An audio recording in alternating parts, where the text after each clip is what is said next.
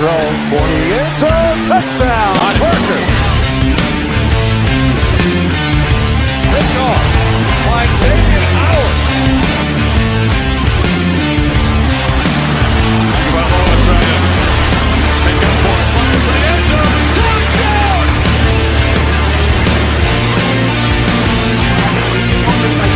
That's hard work.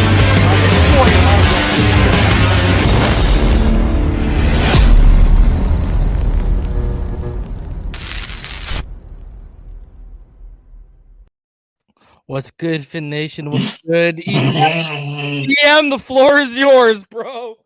Let's go, man. All I gotta say before we get started, sir, is that I gotta say this. Prayers do come true. You know that if anybody has any doubts about prayers that you ask for our Father from up above, he does answer prayers. Oh my God, bro. Where do I start, Reason? Are you kidding me? Are you freaking kidding me? I'm foaming at the mouth right now. I'm like TV right now. Foaming at the mouth, bro. Oh, man. Let's go, baby. Let's get it. Let's get it. Man, I mean, you've been talking about this since last offseason. You've been talking about this for basically almost a year now. And, you referenced when you started talking about it, about how, from what you understood, they wanted Benardrick McKinney to be a part of the Laramie Tunsil deal. They wouldn't budge, obviously. The guy, he's only 28, you know what I mean? He's 6'4", 257 pounds, and he's a former Pro Bowler. He's a former second team All-Pro as well. Yeah, 2 years before that, right? So, and he was a beast when he was in the SEC. So, I mean, how excited are you, brother, that we finally landed this stud, man? I'm ecstatic, bro. Really, to be honest with you, I had my eyes on this player since 2015, since he came out of that 2015 draft, to be honest with you. When he came out of Mississippi State, I was like, man, he's a second-round pick, but he was initially projected to go in the first round. So when he started to slide, I was like, the Dolphins, please, some way we can get this player. But obviously that didn't happen. But at the end of the day, you just referenced the initial Laramie Tunsil trade. I was just talking with I was just telling Esteban this like literally 5 minutes ago, right? Yeah. The Dolphins were not allegedly now. This is all speculation, but the word on the street was that if you go back to 2019 when the initial negotiations began between the Dolphins and the Texans, the Dolphins were only asking a first and Benardrick McKinney for Laramie Tunsil, right? But they said no. They said no at that time. So now you fast forward to 2021. Think about this for a second. Now we fixed them for all of their picks, and now we have the player who we initially made the initial inquiry about, bro. If you're a Texans fan right now, oh my God, I have to be heartbroken right now. I mean, really. Kudos to Chris Greer. I'm tipping my cap to you, bro. I'm tipping this Corona right to you right now. I know it's a little early. But I had to get one. I had to pop a bottle real quick, and I'm tipping my cap to you, homie. Yeah. Man. Any concerns with you regarding his season-ending shoulder injury last year? Yeah, he got hurt. He only played 4 games last year. Any injury, anytime the player, they sustain a season-ending injury, it's a concern. But it's a shoulder. It's not a knee or Achilles or anything of that nature. So I think he'll be fine come training camp. This player, I mean, he's a prototype of linebacker. He's a prototype in terms of linebackers that you want in our defense, in our scheme. We referenced consistently, you did, ball game, others. We're missing that Dante Hightower in the middle of this defense. Well, now we have him. We have a more athletic version right now, in my opinion. He's been incredibly productive since he came into the league.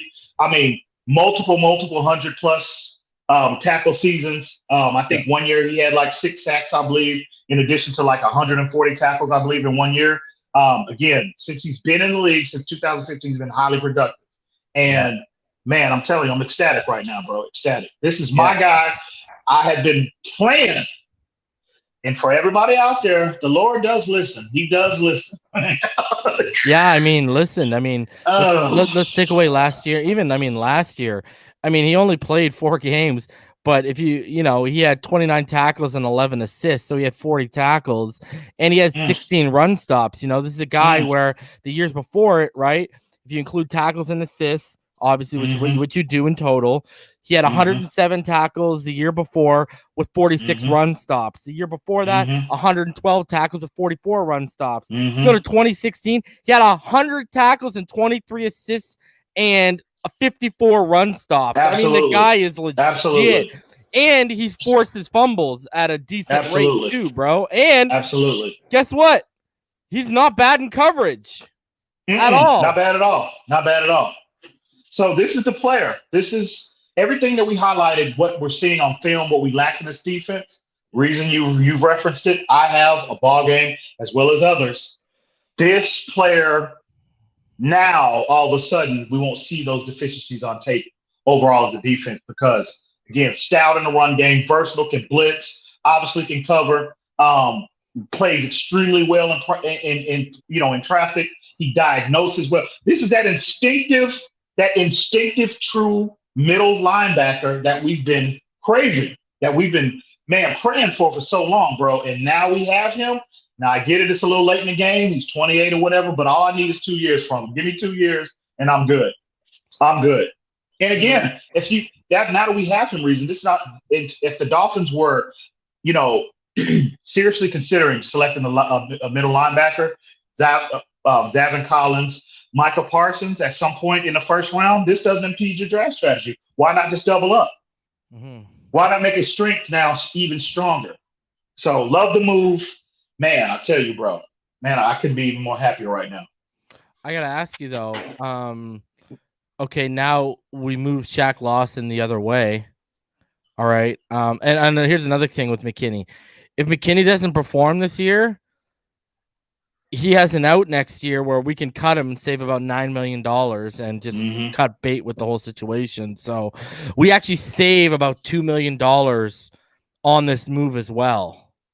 So let me ask you this. Between Van Noy, who's primarily used in a pass rushing role this year, and now Shaq Lawson, does edge all of a sudden become a dire need?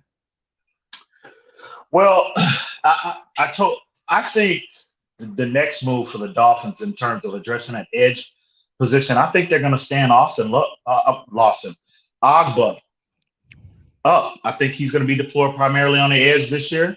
I think the move the Dolphins are going to make is to address that interior. That way you can free up Emmanuel Agba as that primary edge guy. I think that's the next move to make. And I could be totally wrong in off base, but that's fine. But if I'm the Dolphins, again, I think if Agba is the answer, like a lot of people have question marks about, they would rather us have a player on our roster at that position that can generate pressure and pass rush in a more organic format. And we both been saying this from day one. Reason Agba is that guy. That's why we were so shocked. Remember when they came out with the initial depth chart? Yeah. When we had that show, I was like, we were both shocked. Like, damn, Agba's playing a zero technique. Wow. Yeah. Okay. But kudos to him because he showed he could flourish. He could play at a high level in that role as well. But I think to truly maximize him and to address that issue, I think Agba he needs to be deployed primarily on the edge. But again, I could be wrong, but I think if I'm the Dolphins, I'm looking to address an interior player. Could be Malcolm Brown. It could be, because I think a lot of players, zeros as well as 3 techs, will be available next week for the Dolphins to address. And also you have the draft as an option as well. So I think the move is to stand Agba up to address that issue, I think. So here's the details so far that we know. Houston and Miami have a deal. Texans are trading Benardrick McKinney to the Dolphins for Shaq Lawson per league sources. The deal will also include a swap of late round picks, but the focus is the linebackers. I got to ask you, how many hearts do you think stopped when people saw that the Texans and the Dolphins had a deal, thinking it was going to be Deshaun Watson? It was going to be Deshaun Watson, right? I am sure there was a lot of individuals out there that were like, "Oh my God," heart stopped just for a brief second. But yeah, bro, there's no trade that can make me any happier. Now, if the Dolphins still are entertaining the Deshaun Watson possibility. That's one thing. I'll be happy getting a player his caliber, but I got to be transparent. My heart, I still love Tua as a prospect, and I'm going to feel some type of way if the Dolphins make that trade. But I'll quickly get over it because of the player that we're acquiring. But yeah, I'm ecstatic. This trade right here, bro. I mean, nothing can make me happier. Nothing. So, well, this is what Adam Beasley tweeted after the trade, EM.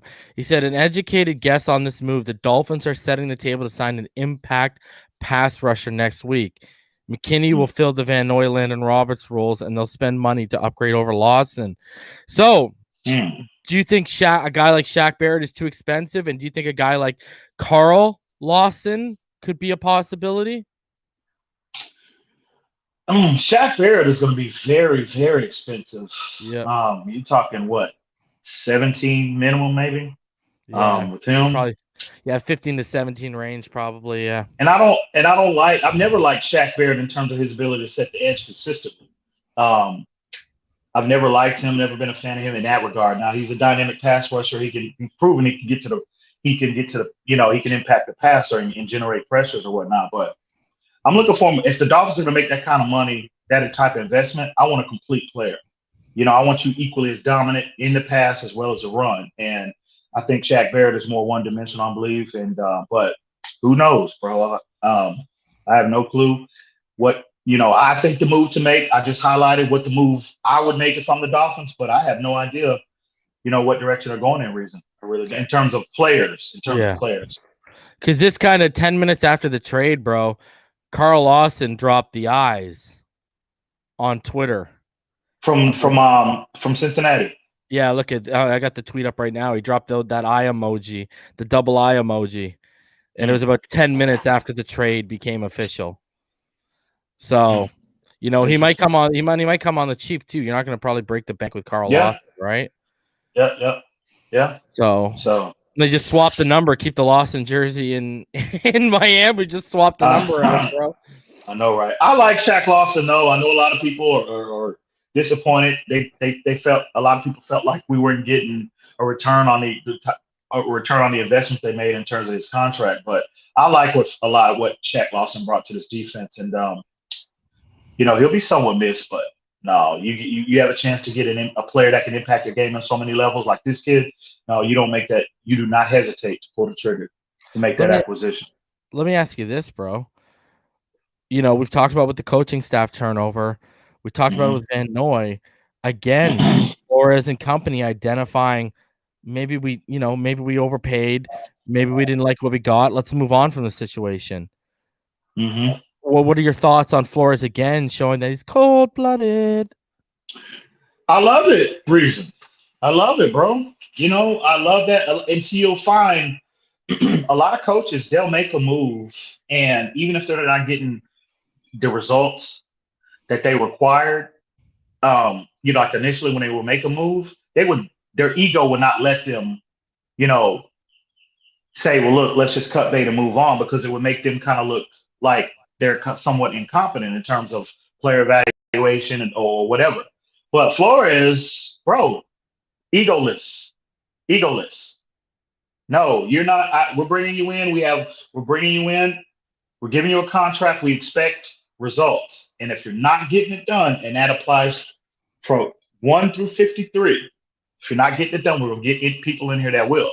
I love it. You don't see this often from coaches. Coaches they will stick with that move, and they will know it was the wrong move to make. But their ego, their pride won't let them acknowledge that, especially publicly. But you don't see that with Flores. Egoless. Love it. Him and Chris Greer, both of them the same. Love it. So I love that aspect from our coach, bro. You really think, I know you mentioned it earlier, you really think they would double up on linebacker in the first round? I mean, why wouldn't they, bro? Why just not make the other needs we have right now? As we're sitting here today, we haven't filled anything right. Right? But you look at it like this, you have a player, again, we highlight this player's skill set, McKinney's skill set. Zaven Collins is just a younger version of what he is. And, you're going to have to move away. I mean, it's not like McKinney is, 22 years old. He's 28. So he's not going to be any long-term projection for this team. But again, that's why I said the initial trade down. When we talked about this on initially about what we think our strategy should be, that's why I highlighted the initial trade down. Because if you trade down and you acquire the surplus in addition to what you already have, why not just go and replenish the entire team? In this year's draft, linebacker, running back, wide receiver, you can do that with that initial trade down. You can replenish, you can address all of the depth at every position. You can do that.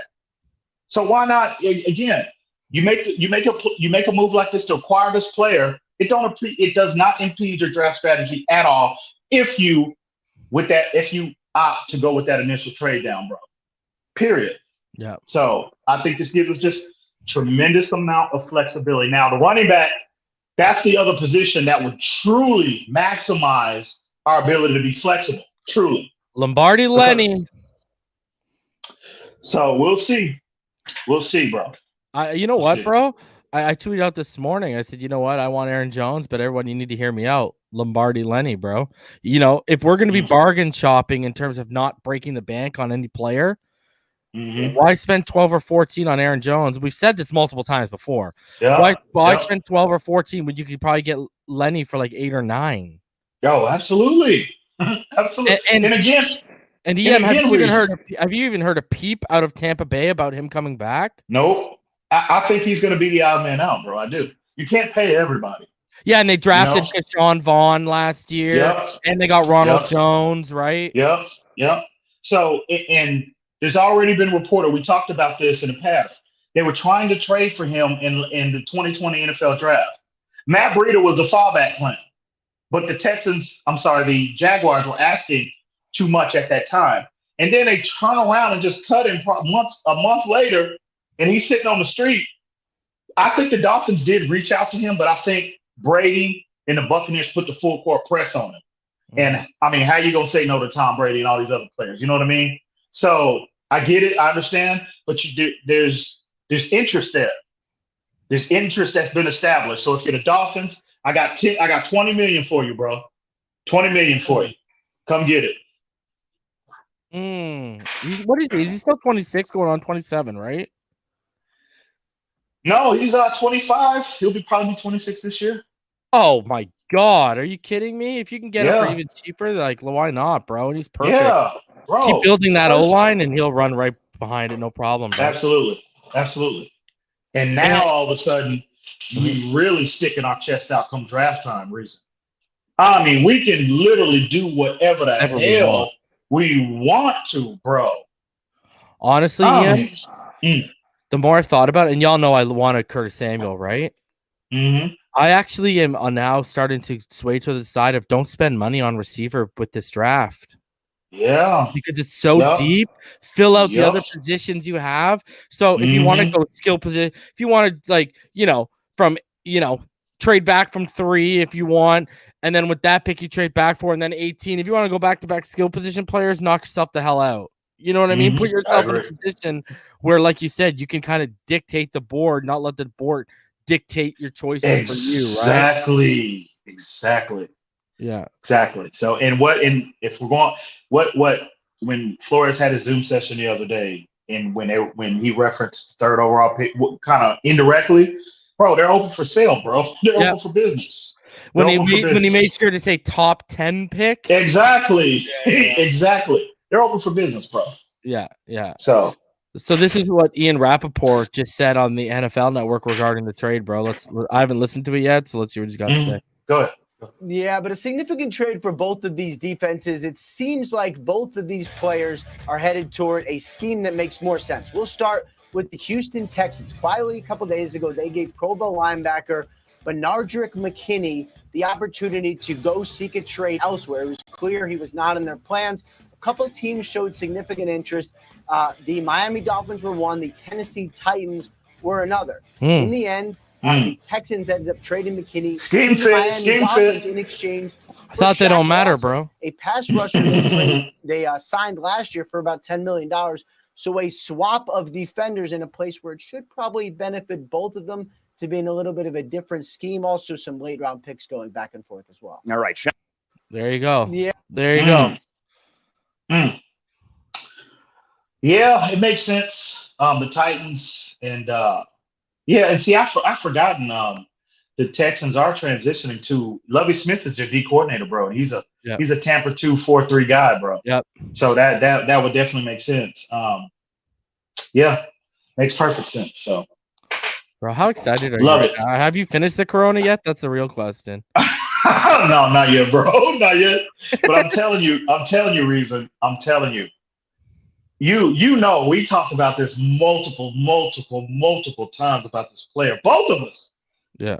Man, and we've been like, man, it might be a pipe dream. I had to get my faith was wavering a bit. But if you I hate to start preaching on Sunday morning, but if you wait on the Lord, he's always on time, baby. Always on time. And now we have this player coming off a 10-win season, a top 5 defense. He is just going to only enhance what we have already in place. And the timing is impeccable.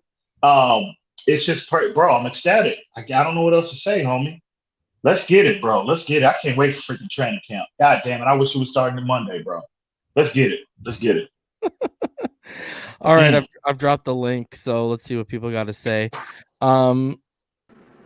Z-Man, what's good, buddy? What's going on? Hey, what's going on, man? You were just started with this one right here. Oh, man. Absolutely. Russell, I don't want to hear no. Now they've established a relationship, and now the Watson stuff is going to happen, bro. Okay? We already had the relationship off the Tunsil trade, so that's where we're at. Man. Powerhouse, what's good, homie, too? What's up, guys? I know Ian is for joy right now. He's been talking for months. Can I ask you a question? Go ahead, bro. Why is it so hard for anybody to understand that all I want is for this team to win championships? And it's so much easier and faster to do that with Watson and not Tua. No offense. It's nothing against Tua. It is about winning championships. Yeah, and I just think it's not. You're living in a hypothetical world, bro. Has Watson ever won a championship before? But it betters our odds. We know what Watson is. He's proven. So you think Watson all of a sudden now Jakeem Grant, a guy like Jakeem Grant, is going to learn to catch football? I'm not saying that either. But all I'm saying is if we can get him for the right price, why not do it? If it betters the team, why? Because there's not going to be a right price. They're going to want like 4 first rounders for this. And guy. They're putting themselves in a shitty position because they should have already come out and offered to trade the guy. I mean, they're just backing themselves into a shittier and shittier position the longer they wait to trade this kid.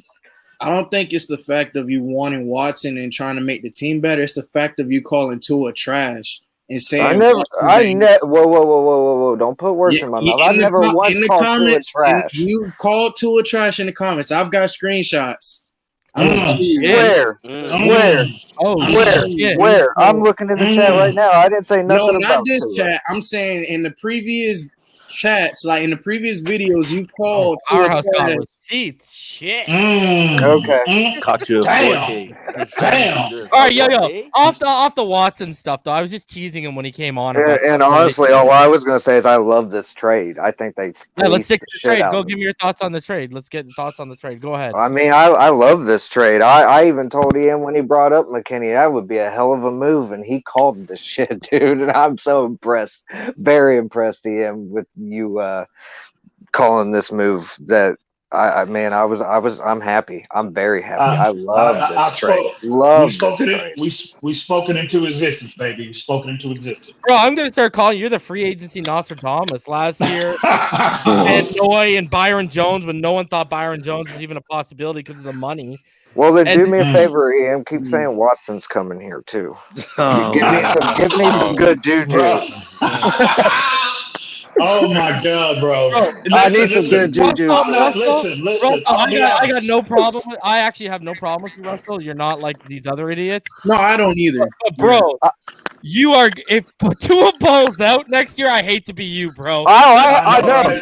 No. Listen. I hope he proves me wrong. I hope I have to eat crow, dude. I really do it. I will seriously sit here and let y'all roast me. I'm not even kidding. Oh, I won't roast you, but these people are relentless out here, bro. It's all good. I hope he proves me wrong. I want him to do good. I do. I said this before. I really do. But for me, from my standpoint, from what I've seen, I understand he's the hip. I understand all of that. The way it was handled, the whole situation, I just didn't like the way it ended. I didn't like some things that, I don't know. He looks good right now. I even commented on what you had on Twitter about how, like, dude, he looks fucking stacked. I'm not even kidding. He's getting big, and I'm happy. Jesus. I'm happy he's stacking weight and he's looking good. I hope if we don't go after Watson, I hope he balls out, and I will root for the kid. Yeah. It's not going to stop me from rooting for Tua. Just understand Damien, that. Yo, you are the of church. sharpest dressed person I've ever had on Phinside. Yeah. Sharp. Look at sharp. Shout out to the homie. Shout out to the homie. Come on here, bro. Damien. What is the I think you muted, Damien. No, he's Yeah, not. he's muted. He's not. No, you're good. You're just breaking up. That's all. Okay, because I'm outside. I just had to step out, because I'm in the service. Like, what's going on with us? Shaq Lawson and a late round pick for Benardrick McKinney and a late round pick. My man, I know, right? Oh, man. Yes, sir. Yes, sir. Oh, man, the domino effect is about to start happening, man. Yeah. Oh, man. Yeah, we clear up about $2 million with the move too. Clear up about $2 million. We got our linebacker. We can address another pass rusher in the draft. But guess what? We got an edge setter. If we get this nose, we got a Christian Wilkins. We got a Rick Vaughn. We just have to set this nose now, man. It's all together, man. I know I have to get ready to go. I will be back on if y'all still on in 45 minutes. For sure. That's what's up. Yo, what do you think homie. about what he said? Because what he said makes a lot of sense. Now that you've got your alpha in the middle, you find that zero tech for the 2 downs that can kick out Raekwon to flank him. Mm-hmm. All of a sudden, that in the run game, we're not as leaky all of a sudden, right? Oh, absolutely. And again, if you and again, like I said, the move, if I'm the Dolphins, I'm addressing either another. If you're confident, if you want to leave Raekwon in the middle, I don't think that to maximize his ability, I don't think the zero is the position for him. But obviously the Dolphins are comfortable with him in that format. And I get it. I am as well. So if you're going to leave him in the middle, okay, well, you need to address another 3. And what that does is right now, we're in our base, he's the other 3 in terms of starter. So if you bring in another player that can free Agba up, that solves 2 problems for you. Replaces him on the interior, and you can deploy him in a primary stand-up role. So that's the move to make if you're the Dolphins, bro, in my opinion. Would you be looking at a guy like Danny Shelton, who's a free agent right now, or Malcolm Brown, who's former Patriot? Well, you know who another player who I've been banging the table Michael for a year and a half now. Michael Pierce, baby. If they let him go, if I'm the Dolphins, I got about 6 or 7 million for him. And I think is Michael Pierce still signed with the Vikings though? Yeah. They have to cut him. He sat out last year due to COVID, but but from what I understand, the Vikings they're trying to trim payroll, so they've been getting rid of a lot of players as well. So he might be rumored to be on that cap casualty list. So if I would love Pierce. Oh my God, bro. He's I wanted to ask you, EM, what are your I know it's not a zero tech, but you're talking about freeing up Ogba. What about adding an edge like Romeo? I'm not very good at saying. Because he was tied for 6th, I think, or 5th in the NFL with pressures. He had 61. He's young. I don't think he's going to be overly expensive. And I feel like he fits the scheme, and he could cause chaos on the same side with Ogba. I just think for this defense to go to another level, and I've been hearing reports. Now, again, I don't know how, I don't know if it's going to be, it might be a little far-fetched, but I've been hearing a lot of Leonard Williams chatter to the Dolphins. And I'm telling you now, you have – didn't he get franchise? No. I thought they tagged. I don't think They franchise tag Marcus May. Yeah, Yeah. Yeah, they didn't tag him, bro. They're trying to work out a long-term. They're trying to work out a long-term deal with him, but they didn't tag him. So, but I'm hearing there's a lot of interest. There's a lot of interest from Miami, and if that happens, sure it's Leonard Williams or Quentin Williams? No, it's Leonard. Leonard from the Giants. Okay. I just wanted to make sure I just wanted to verify that. What's up, fellas? What's good, Reason? They did franchise tag him 5 days ago, but I don't know if he signed it. Oh, they did tag him? Yeah. Okay. Well. Let me throw an old name at you though. Let me throw an old name at you, brother. Do you circle back the Clowney wagon, EM? It's all about price, bro. It's about price. Clowney now, he's not in the best position in terms of leverage with any contract situation. So if I'm a Dolphins, twice. Yeah, and I'm kicking those tires, and but it's all about price for Clowney. If he comes with that $15 million nonsense, oh no, then we all for that. No, we all for that. No. How do y'all feel about Malcolm Brown? The Saints released him. Yeah, I brought we were just talking about that. Yeah. What about Puna Ford? I love Puna. He was on my mind the whole time, bro. For a zero tech from Seattle, the Seattle Seahawks. He's short. He's thick. He's literally one of those gap guzzlers, bro. Like you talk about if you want to run one of them like stunts and then bring in like a delayed linebacker blitz, like he's your guy. That's why I think with this exotic blitz concept that Brian Flores always introduces, Puna Ford is like the perfect zero tech that you want to use because he generates pressure strictly by himself.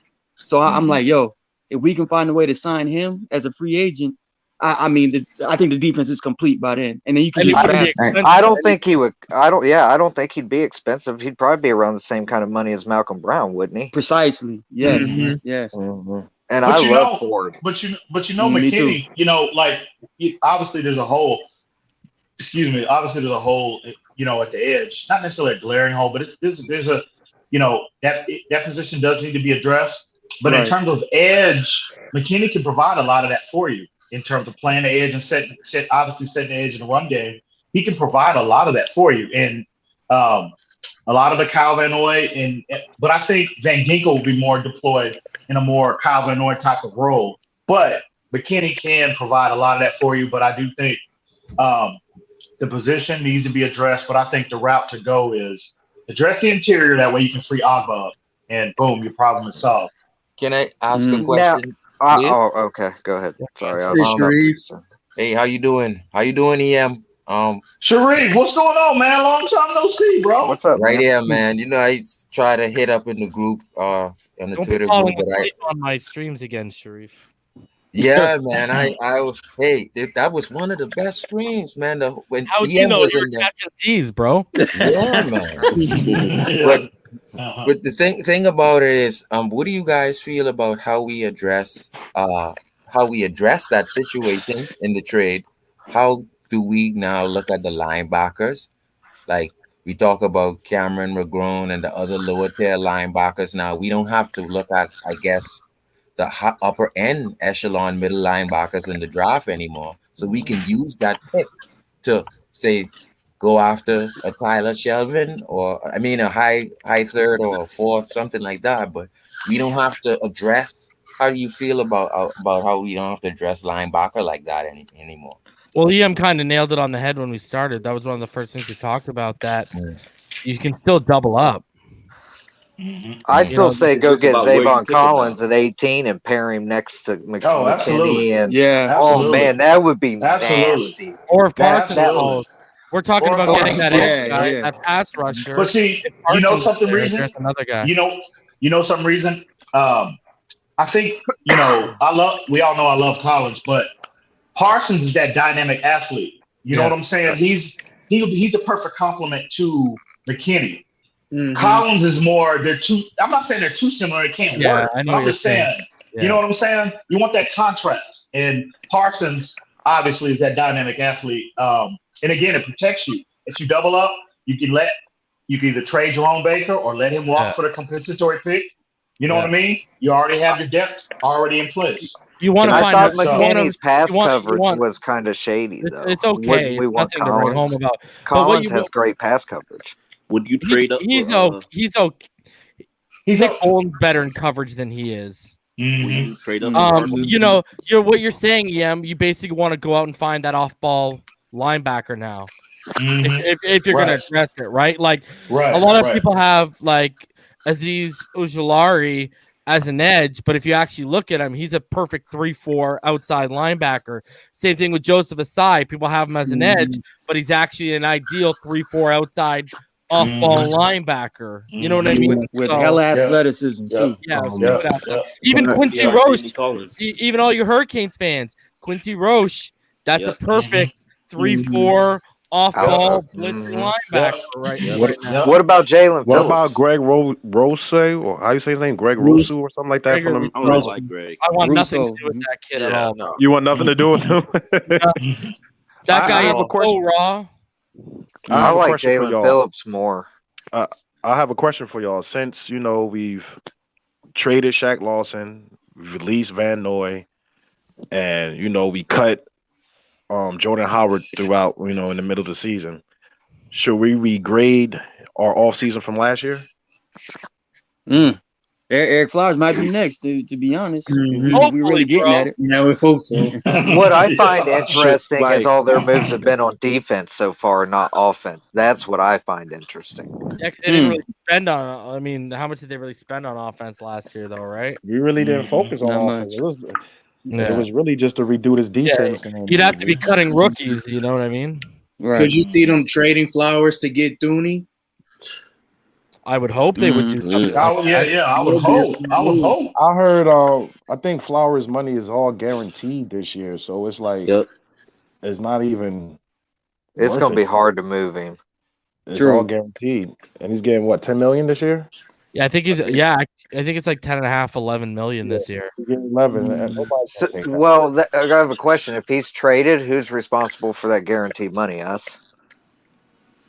Oh, Miami. most definitely. I don't know what the because most date likely- is. There might be a date where it kicks in. I haven't looked at that though. Maybe it's that June 1st. Because if that we're kicks in. responsible for the contract, then somebody's getting a free player. And we're eating the cap. Yep. Yeah, I haven't still looked do into that. Specific. Yeah, I know. I would because he takes away snaps from Kinley, right? Precisely.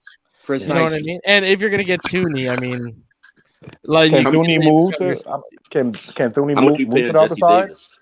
Well, Kinley's a left guard, right? Yes. And he's also That's played his tackle, original and he's also position. played center, and he's also played tackle and center as well. I'm Yeah, also bro. surprised they I haven't know tried Simon Kinley as center. Go ahead, Y'all Ian. want I know to check Rock back? I know this might be. I know this is not Dolphin related, but the Bears are planning on letting Mitch Trubisky walk. Wow. Brother, did you see how much cap they cleared yesterday? Why do you think they did that? How much they Russ. cleared? Russ. Because Russell, bro. Russ is coming, yeah. I've been saying this for like a week and a half, 2 weeks. Russell's going there, bro. Do you Yep. think he's going to be a starter somewhere else? I wouldn't. Fuck that. I think he's a Patriots. backup and can create competition for someone. Then again, if Mariota started games after he left Tennessee, I mean, Mitch has I got feel- a shot, bro. Hey, Reed. I feel as though the benchmark for QBs is Ryan Fitzpatrick, and if you're not better than Ryan Fitzpatrick, then you're not a starting QB. And Might I be would going take to the Ryan Patriots. Fitzpatrick over Mitch. I hated Agreed. Mitch coming out. I absolutely despised that guy coming out, bro. I thought they were absolute lunatics for taking him that high, let alone trading up. Hurry up for him. Jesus Christ. They could trade up to the 3 if they want. With Watson and Mahomes on the board, you trade up for that, jabroni? What are you on? Yeah. It was a bad pick. How would y'all feel if we released Parker, Devontae, and then pick up Kenny Galladay? We would have to trade him. Because we would owe him too much. We would have Great. too much to take. So if there was a trade in process for Devontae and we pick up Kenny, would y'all do that? Go That's ahead, an Ian. upgrade. Let him know. Let him know That's an how you upgrade. feel. We I know talked about Kenny's this going to ask for a yesterday. lot. I know Hold he's on a asking second. for a lot. Hold on a I'm second. sorry. I'm sorry. I was reading Travis Wingfield's tweet. about McKinney. Would you trade DVP to open up and sign Kenny Golladay? I don't want to take away. I want to add to what we have, bro. At least 1 year, at least 2021, because I want I want to surround Tua with as many weapons. If you can find some way financially to make that work to acquire him and keep Parker, keep Preston, keep Gesicki, keep Golladay, that's the route I'm going for 1 year. For 1 year. Well, I was in my scenario. I would, because Parker, I think Devontae, he's making like over what, 13 million this season. At 11, about 11. 11. He's making 11. I don't know how much dead cap that would be if we were to release him, or if it has to be an outright trade. And I know I think it's Giants, $8 million on dead cap. I think we only saved $8 million on dead cap. Reason. Yeah, I think so. Yeah, go ahead. I'm gonna read Travis. You know how we hold and how we feel about Travis Wingfield. Here's what his tweet is about Benardrick McKinney. McKinney was a high school quarterback, and it's evident by the way he directed that Houston defense for years. High IQ player, instinctive, never saw a block he didn't want to destroy. My intrigue is piqued by third down usage. 1,000 snap player almost every year with fluctuating cover and blitz reps. Yep, and he also says when used as a rusher, he would line up in different gaps on the ball. Very effective on stunts, especially when he can help set a pick and clear space. He was in the 93rd percentile in burst score, which is the broad and vert. And you see that the way he fires off the snap. Yeah. How old is McKinney? 28. 28. He'll be 20. I think he just turned 28. It's not like he's a big dude. He's a big linebacker. Look at Levante David. Levante's like almost 32, and he's playing exactly. Yeah, he is. He's always been a beast. I mean, us getting McKinney, I don't think people realize how huge that is. Yes. It wouldn't surprise me if they give him a contract extension. The run defense, and again, the run. I think we would with him and maybe another addition that I highlighted. If the Dolphins go that route, we could see even a better version of this defense. Maybe not necessarily. I think we'll probably the same around coverage, but the run defense, which is the most important aspect of a defense, in my opinion, that's what we struggled with. That will immediately improve. Day one. Can we say this? What's McKinney's contract like? Well, he's got this year, next year, and the year after. This year, he's got a cap hit. I believe he's got a cap hit of about 7.187. Next year, he's got a cap hit of 9.5, and then the year after, he goes up to 10.25. The thing is, next year, that's not bad. Next year, if you cut him, there's zero dead cap. They're so smart. Greer is so smart with that shit. I love the Texans. I love the Texans. I love them. I love their organization. I hate when people talk bad about the Texans. I hate that. I love these guys. And y'all say we can't get Watson on a reasonable deal. Come on. Let's fleece them. Let's fleece them. Let's take them for all they got. Did you not hear what that McLean guy, one of the huge he's one of the Texans writers, right? The Texans insiders said yesterday? No. He went to the Jets. Watson to the Jets. Yeah. If he had to put, and he actually said he doesn't think they would strike a deal with Carolina because Carolina's at 8. And what makes you think this? What makes you think that they don't want anything to do with Tua? He actually said they want to move up because they want to draft a quarterback. Because the problem is, if they trade Watson, they need to have something to sell to the fans. Like a Zach Wilson. Yeah. That's what he named, Zach Wilson. That makes sense. So I don't even know if they'd want Tua. Like that Peter King trade going around, that's absolutely dumb. All right, Christian Wilkins, Tua. Yeah, no. Bro, I saw that the other day too. Yeah. Oh my God. Look, reason I'm not giving up Wilkins for Watson. I have my limits, man. I really do. Yeah, but think about it. Reason. And Wilkins, you're giving up technically 4 first-round picks. Right. What were you going to say, Ian? Sorry. Did you hear? I'm sure you follow the Rich Eisen show, but Bucky Brooks was on there earlier this week. Yeah, and you should have heard. Everybody should have heard what he said about Tua Tagovailoa. I don't know if you saw it. You couldn't look that up right now and play it. Yeah, though, I can bring it up. I can. Yeah. Okay. I think it was on Big E's Twitter. Yeah, it is. Okay, I'll play the McCain one while I go grab the other one. Okay. All right. So everyone can hear what he said, because he does mention the Dolphins. You saw it, right? Yep. So We can all say that the Dolphins. I'm gonna pull up. Though, right? Yeah, I think so, because they both did, because they're both scheme fits. Look at what EM said. They've gone to Lovie Smith now, who's the Tampa 2 4-3 guy, and Shaq's better. We said one of the things me and EM asked when we got Shaq was, okay, he played in the 3-4 in college, but could that translate right now because he's been in a 4-3? So I mean, obviously they didn't like what they saw, right? Another like Anyways, here's that. I'm gonna bring up the Rich Eisen one. What do the Panthers have to do? What can they do? What do they have to give up to get into this bidding war? Well, they would have to trade up a lot higher than number 8, because when they trade Watson, they don't want to trade Watson. Nobody wants Watson to be traded in Houston. We waited from Warren Moon being traded to Minnesota by the Oilers after the 1993 season to 2017 when they drafted Watson to have another star quarterback. But he doesn't want to be here, so they should trade him and avoid an ugly situation in regular season. So I think the Jets were the second pick and the Dolphins are the third, the most likely. The problem with the Panthers at 8, Broncos 9, 49ers 12, Bears at 20, Washington, all have been proposed.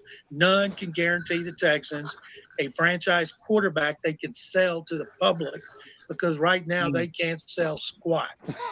All right, so John, really quickly, if you were a betting man, where would you say Deshaun Watson ends up? We want to say here Carolina, but where would you say?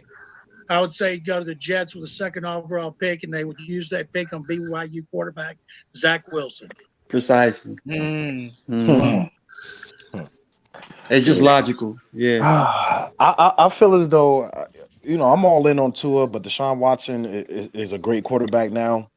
I won't even start considering trade offers to go after Deshaun Watson until we trade that third pick. We're going to get an extra first and we're going to get an extra first and second if somebody's want to trade up to 3. That would be ideal. So okay, maybe if we get another first and another second, I'm a little bit more open for trading. You know what I don't like, guys? You sit there and listen to Flores, right? In his first press conference 2 months ago, and you listen to his press conference. Now people are going to say, oh, him and Greer are good at lying. If they come out and say, I'm looking forward to talking to Tua tomorrow, and I just had lunch with him, they're going to take that as, he's good at lying, and Greer needs to be good at lying. The man is telling you he's not even thinking about Deshaun Watson. Why don't we take that as it is? Well, he's emphatic about it. I'm not going that far. I am not going that far, so I remain consistent. I think this is what I think where the Dolphins is on this potential trade. I think they are high on Tua's projection. They love him on and off the field. They love him. But I keep telling y'all, this organization feels like they can win and make a strong push now.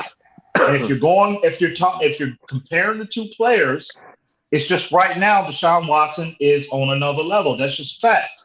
And if you're projecting from a team perspective, improvement at that position greatly enhances our chances.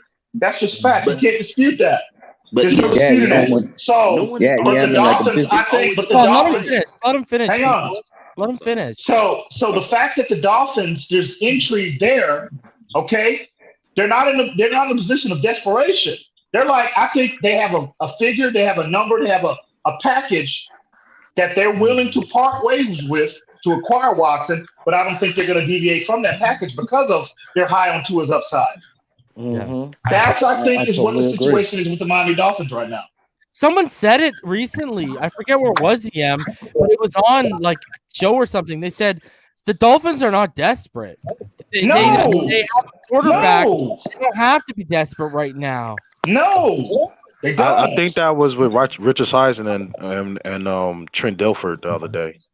When Flores said I'm ecstatic to work with Tua, I truly believe. I don't see why y'all don't think he could not be excited to work with Tua and take the man at his word, and also have a high level of intrigue with a player that's at an all-pro level right now. You can be both. And the thing about it, if Trent Dilfer hold on a sec.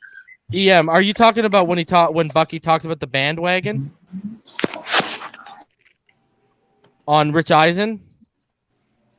Yeah. You're right. Yeah. Okay, I found it. Anyways, Bro, whoever was asking, I found it. So anyone who's asked your question, go and ask. There was someone who was talking that I think was Sharif or something. Yeah, I was saying, if Trent Dilfer grow on anyone originally, meaning got you to buy in, when he was telling us about Tua, I've been working out. Here's the workouts. He's outstanding. I bought into Trent Dilfer now, even though he was a garbage quarterback for Baltimore. He was telling us the truth on Tua. So I don't need another quarterback. I'm sorry. Even though Trent Dilfer was trash at quarterback or whatever, I still respect his opinion on quarterbacks. Because the Elite 11 camps, he's there. He is. And on a lot of quarterbacks, he is, because of if they went through his Elite 11 camp. Go ahead, Rocker. Everybody needs to hear this, bro. Everybody needs to hear this. Yeah, everyone needs to realize, though. Here, I got to say this, too. Jordan Palmer wasn't that good of a quarterback, but he's a great teacher. Charlie Fry, who we just brought in, he wasn't a great quarterback, but he's a great teacher. Like, just because, but they still made it to the pros. You know what I mean? Like, so that's why I feel as though the backup quarterbacks, they make the best coaches or coordinators. If you've been a backup for your whole career, a few starts here, but you've learned all that information. You just see the position from a completely different perspective when you're on the bench versus when you're on the field. I respect any bad quarterback's opinion except Chris Sims. Except Chris Sims, because he on some dumb shit. Okay. All right. But okay. So here's the Bucky Brooks clip. Who wins and loses games. Tua Tagovailoa is going to be outstanding in this league. I think what we have to remember is look at the weapons that were on the outside. And I know Fitz had some success doing it, but he's an off-the-cuff, unscripted playmaker. When you have Tua surrounded by weapons on the outside, which they will upgrade in free agency and in the draft, you're going to see a pass-first point guard who distributes the rock. And so when he distributes the rock and let the weapons eat, you're going to see a very efficient offense from the Dolphins, and I think you will see them score points. And he will remind us very quickly, this is the tank for Tua scenario. This is why we had that conversation. I think people really jumped off the bandwagon. I think they'll jump back on after watching them perform and who. Said everyone will jump back on the bandwagon. And he even went on. I think there's a longer clip where he tells everyone he's going to remind everyone of a point guard, the way he distributes the football to everyone, right? It's going to be Rondo. I hold Bucky in the high. I hope he's one of my go-to guys as well. I love Bucky as well.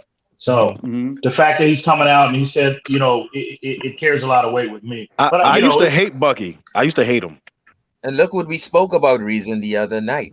The fact that if we don't have to pass 20 times because our running game is their Jai offensive line or Ricky Williams offensive line, now he's patting that ball. His 20 passes will be accurate and they won't be needed because we will be running 7 straight runs in the fourth quarter, being unstoppable. Just looking at that picture when you had the Richard Eisen clip up and they showed Tua made me realize how small he looked. And I know you've seen the pictures lately of him. Oh yeah. He putting in that work. Finally has an off season. He finally has an off season where he's not rehabbing and he can get stronger. Finally, it's about to get real. 2 years. It's about to get real, bro. On Twitter, they've been doing side-by-side pictures of here he was in 2019, here he is right now, and he's clearly paused. I saw those yesterday. Much bigger. So, can you pull that up?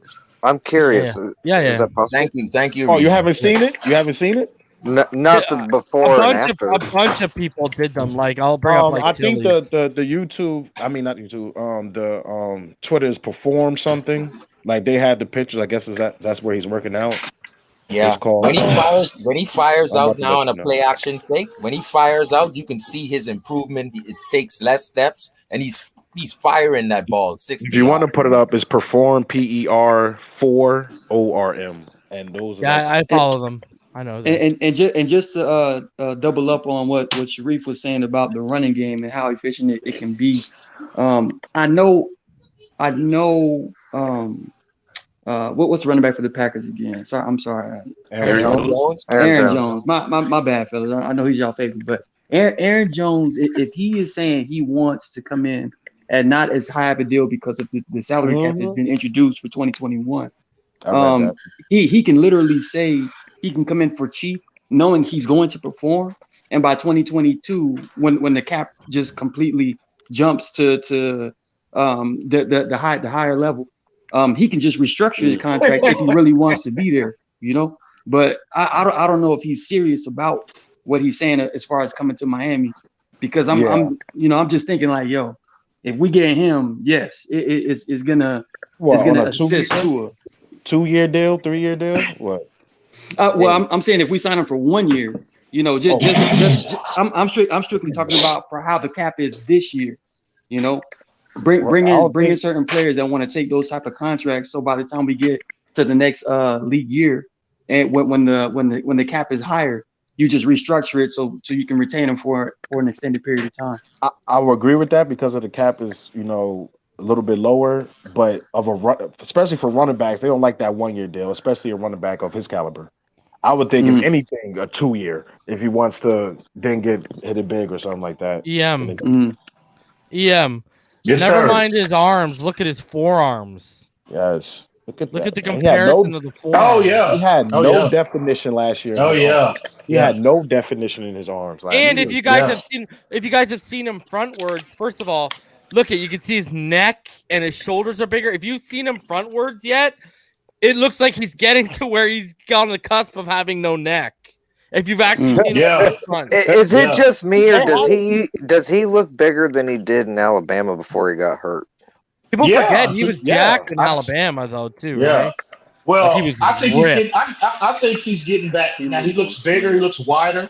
But I think if you go back to his Elite 11 footage, I mean, he was chiseled, bro. Bro, I mean, for real, he he was ripped was. up. And I think he's getting back more to that version. That's what it looks like to me. It looks more I don't know defined. if you can find the other picture. There's like one with like 4 pictures of him, and there's one where he has his shirt off or whatever. Yeah, and that's the one I seen. That like he's getting his definition back. Even the one with his legs, like he always had trunks. Yeah, but now he's getting more defined because he's not rehab anymore. He gets to get bigger, put on mass, and that'll give him feeling stronger. You know, that'll get his confidence will go through the roof. Exactly. You heard Floyd. It's interesting how Flores highlighted that about his confidence level. Because you know what I mean? Last year, you can imagine how he felt just rehabbing just to get back on the field. And then automatically, boom, you're thrown into the fire. And the speed of the NFL game hits you flat in the face. That had to be traumatic for any player. So now, again, off-season training, getting his body right. I'm sure he's getting a mental repetition in as well in terms of his digging into that playbook. So we could definitely see an improvement. Like, look at here. Look at that. That's my Look at those traps. Look at those traps. That's my quarterback. Look at his neck now. Even his neck is way wider, bro. He looks like a linebacker. I'm about to say he's on his junior work tape right now, bro. Hey, look at that weight. What are those? 45? He might come in bigger than 217. I guess he. I like 225. I said it'd be 220. I'll be. If That's what I'm thinking. 220. I mean, we all know you put on a lot of weight now, and then in training camp you're gonna lose some of that mass, right, and everything. Yeah. So I think, he may be like 215, and maybe after training camp, maybe 205. So think of it this way, guys. His explosion. He's gonna be huge, bro. His explosion when he releases a pass. I don't know if you guys remember Tannehill had a good on the run pass. He would plant that foot and fire the ball off. Tua is going to be able to explode now with that. You ready for it, EM? You ready for it, EM? Give me that, man. Go ahead. Explosion. Wow. Yeah. Easy. Somebody say he's Look not at a that natural Who said he wasn't a natural thrower? Look at he just flipped in stride, just flicked That's it. 70 yards. Wow. In stride. Look at that, man. Just flicks it. Look at him. Look at him. Look at the base of his feet when he throws. Like it's just perfect. Look at his technique, legs. perfect mechanics. Good. His arm strength looks improved. Yeah. And he's not doing that little hop at the top of his step. Yeah. And look at the hip movement. Look at the hip movement. Yeah. Man, yo. Look at man, he's not hopping at the back of his drop, man. He's stepping up and I into really it. don't need Deshaun Watson, bro. I'm all in on Tua, man. Woo! I'm all in on the left arm of God, bro. Like, I'm all in. Like, I really don't want. I love Deshaun, but nah, man. You got too much. Tua's the future, man. Like, if people just be patient. Yeah, it was. It was. Thou shalt not say that name on this. Jakeem is great when it's going against air. He can catch everything against air. I mean, well, EM, was it you that said that you think it was either you or Ball Game? We're talking privately, and you're like, "Yo, it's because he's not." I think we were talking. Who were we talking? We were talking about another player, and and Grant came up, and it was either you or Ball Game, and you're like, you could tell we were talking about Rondell Moore. We were talking about like the height, and we were talking about how like he likes the contact, but we're like you could tell Jakeem some of his drops is because he knows the contact's about to come. Oh yeah, bro. Yeah. He knows it. He plays afraid. And I just don't understand because coming out of college, Jakeem Grant was highly productive and he played all over the field. The slot, the boundary. I don't understand. Well, I think it was just that air raid. He was playing he went to Texas Tech. I don't know. Yeah. He went to Texas Tech. So that's that air raid. I don't get it. He's feared. That's why it takes a special breed to play that slot, bro. That's why a lot of players don't like to go inside. They don't. Because that's where all the traffic is. Yeah, that's where the money's made in the NFL, the intermediate part of the field. That's where the money's made. So players do not like that contact, bro. I don't know if y'all discussed about Jamar Chase, but I'm totally off Jamar Chase. I'm totally off that train. Waddle's my number one. Totally preaching to the choir, bro. Okay, because I think he's wide receiver 4. I think there's probably 5 receivers in this draft that may be better than him. I think Terrence Marshall's better than him. Yeah. Hey, yeah, what's going on? Another thing I want to ask you guys, the panel, can we still evaluate Greer on how fast and how the amount he makes to make system better? Because if we go on the vast amount of changes he makes, we can say he also failed a lot by picking up scrappy guys last year, but we can also say he makes changes. How do we? Well, this is one thing me and EM talked about this at the top, and obviously, there's Flo has a say in this too, especially with the defense. The one thing you can say, okay, they've signed guys that didn't work out. The other thing you can say though is, Shaq Lawson's a piece of shit, eh? Anyways. I'm not gonna go there. Because the tweet he put out. The tweet he just put out. That's why I'm saying. Whoa! What tweet he put out? What tweet? He put a picture of him and Deshaun Watson up. Wow. Who did? That's okay. Shaq. Yeah. If you see his pass rushes, funny though. His pass rushes and sacks were open. They were off the edge and nobody blocked him. He put that up. Okay, so hold on. I just want to finish my thought. So Sharif, we already covered this. We talked about, people can make knock that they signed the wrong guy or whatever, but like EM said, Flores has shown no ego and no stubbornness of, I can make it work. Let's keep it rolling. He said, all right, you don't work, you're out of here, bro.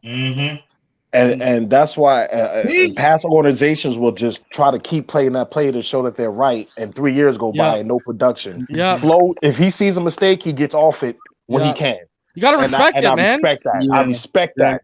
I respect that. No, You there's have no to. fluff from him. So There's no. what You I have don't to. want to, I don't want to hear, guys, is his draft choices and he makes enough moves to try to get this team better. Period. No matter how much. Even his coaching staffs, he makes the correction when it need be.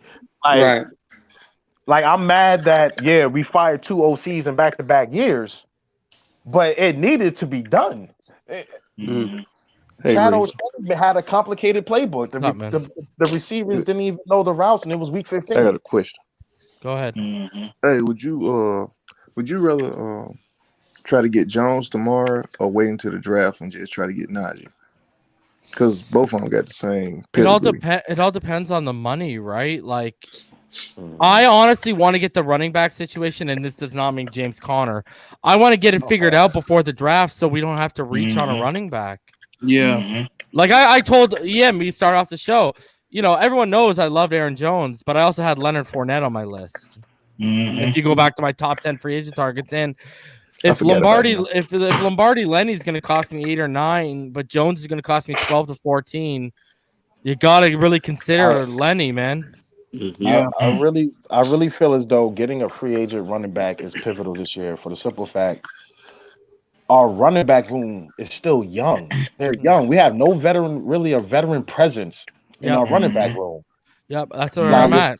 Same thing with the offensive line. Like if we go with Dieter at center, who the hell's the vet on the offensive line, bro? And that's legit. That's the only concern I have if they go that route. Okay, that's the only concern I have. You already have so much youth on that line, bro. You need another veteran. But I would rather go. But that Flowers contract is complicating things, making my idea, complicated. But you gotta get rid of it, man. But I get it. Reason. Question. Sorry, I didn't mean to interrupt. I seen something in the comments. Have the Dolphins done anything else? Because somebody just said that they heard that they just released 4 players. Really? Are you serious? I haven't seen this. I don't know if it's true. I just seen it up in the comments. They're not even sure if it's true. It's time to get the bus, EM. Who made that comment, Russell? I'll have to go up. If that's true, they can release Fredulum. They can release Grant. I hope Grant. I think Grant's one of them. I really want to release. I'm looking right now. I'm not seeing anything. Is it time to get the bus keys, EM? We need a ticket. That's what I'm trying to. I'll look right now. It was Samuel Rosa. He said, "Reason: did the Dolphins get rid of 4 players and Grant being one of those 4, or is it a rumor?" It must be a rumor because I haven't seen anything. I haven't seen anything. Yo, EM, I want to hit you with another name I forgot. Would you be interested in Matt Judon? I think Judon is 30. I think he's getting up there. In age, bro. Again, what type of contract is it going to require? I mean, obviously, I think he'd be a scheme fit. He can do a lot of things. I mean, he's done a lot of, very similar defenses with Baltimore and Miami. But he's 30, I think. Yeah, 30. So he's very pricey too. So it's all of it. I agree. It's all about money with these players, bro.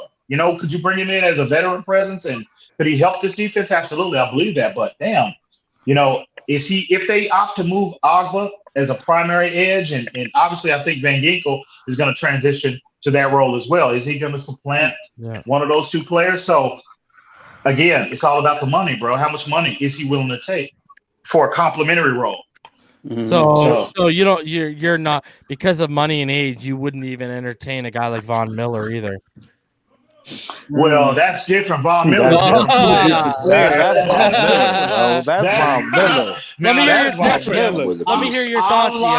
I like Matt Judon, but I think Matt Judon, he's like Van Noy. He's like Shaq Barrett, in my opinion, to some degree. He's not a player that you can just deploy individually and just expect him to get you double-digit sacks. Von Miller, I think, still at this point is this player. He can still offer you that value as well as playing in that. If we opt to get Von Miller, I think he can do everything. So, again, I'll be more inclined to make that type of investment in a complete player as opposed to a player that's a little more one-dimensional. How much do you think it will cost to get him? Von Miller? Yeah. 15, 16. I don't think he's getting out. I don't think he's getting out You of don't think he's Denver. that? Oh, No, I don't think he's getting out of Denver. Because his option was not his this option year. was Not this seven, year. His option Not was this year, 17 million, and they opted out. Bro, I think he'll wind up. I think he'll wind up going back there. Bro, you get Von Miller on this team. Oh my God. Yeah. Oh my God. Yeah. Oh my. What's the turnover streak we have now? How much is it? Like 23 games, I think. 23 games with it's gonna be another 23 games. Like I mean, don't the league don't need that to happen. Y'all don't need that. We did what we did with a patchwork defense last year. A lot of the players playing for the first time with each other, and we did what we did. Oh wow! True. Check this one out. Yeah. Yo, you'll be interested on this, EM. You know Marcus Cannon from the Patriots? Mm-hmm. He just got traded to the Texans. Oh, really? The right tackle. They're swapping picks in the 4th, 5th, and 6th. But yeah, Marcus Cannon to the Texans as well. Look at the Texans making moves for their quarterback, Deshaun Watson. Yeah, they trying to get that boy some Look at that.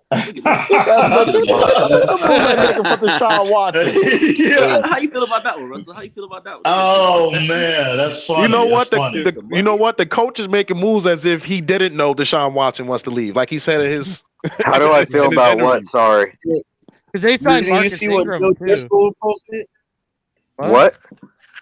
You see what Neil Driscoll Hold on. posted? Yeah. They signed Mark Ingram too a couple days ago, so they are adding to the team. The Houston Texans. Wow.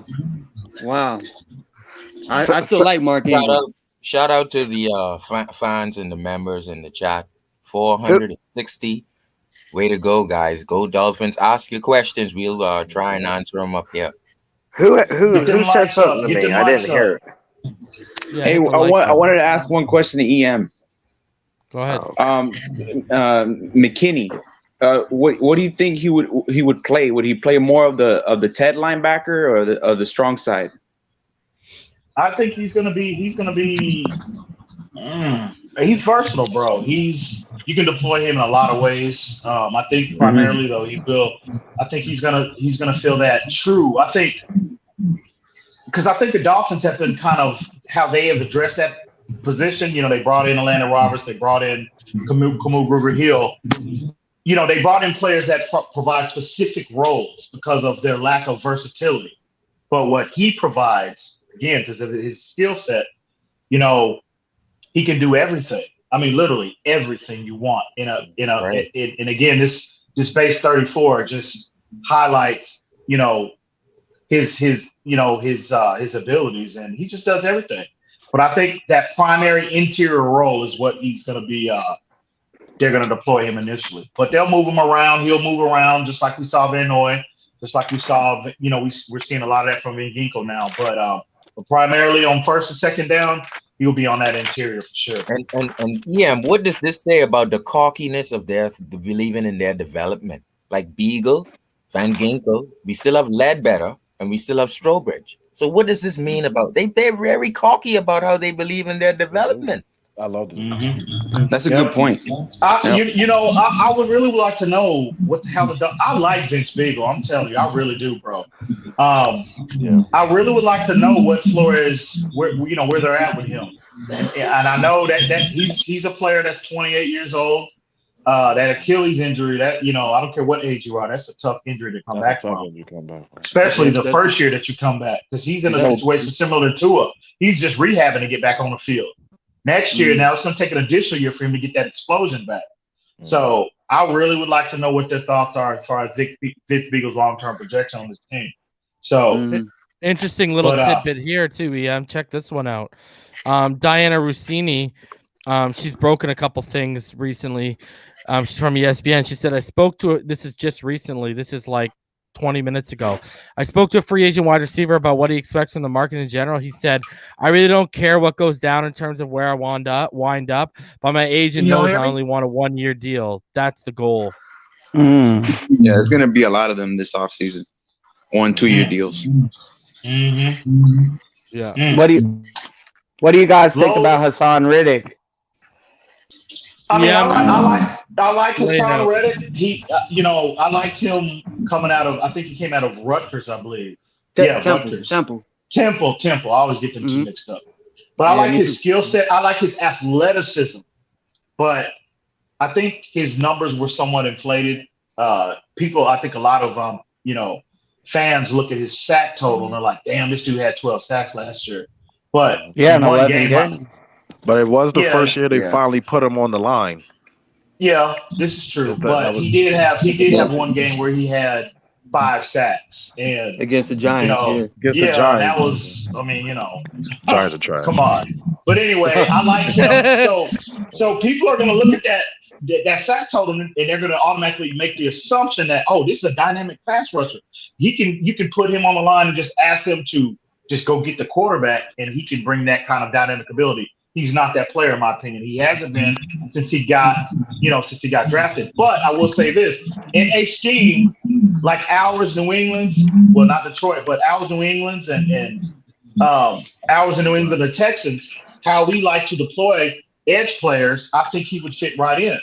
He's like I often make the comparison. He's a lot similar to Kyle Van Noy. He's just a more athletic version of what Kyle Van Noy is.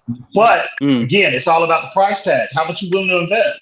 If I'm going to make a 17 to 20 million a year investment, he better be a absolute dynamic pass rusher. He better be dynamic in that run game, and Hassan Reddick is just not that player. I don't. And my thing is, thing is that I don't think Coach Flores would be looking his direction because he's a bit undersized. He is 6'1". He is, and he's like what 240, I think 245.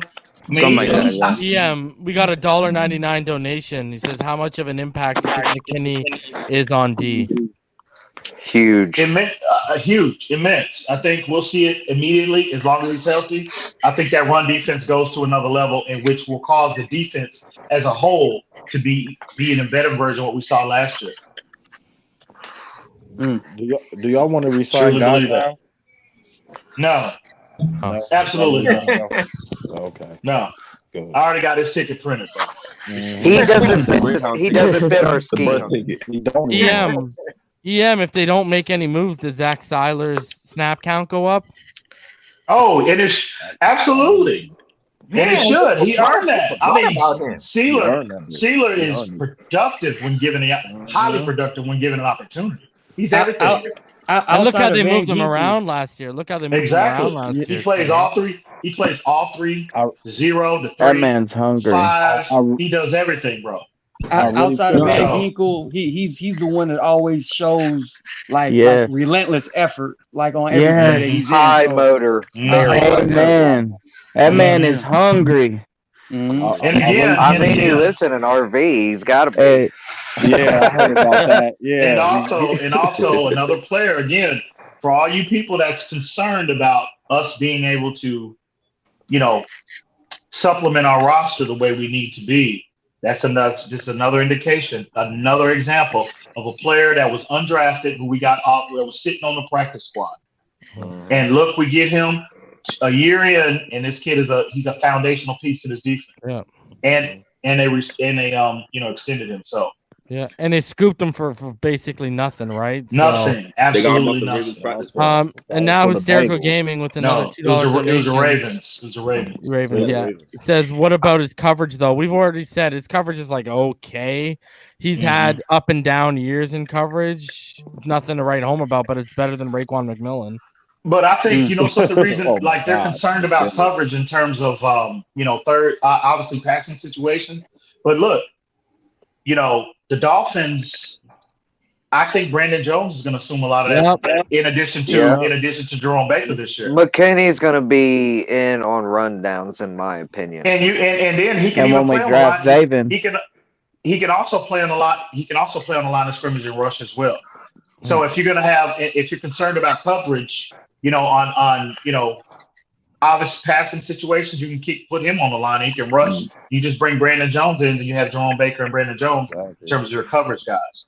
Should we be drafting Jerome Baker's replacement this season? We gotta find. I think they're gonna extend him. You think they're gonna extend him?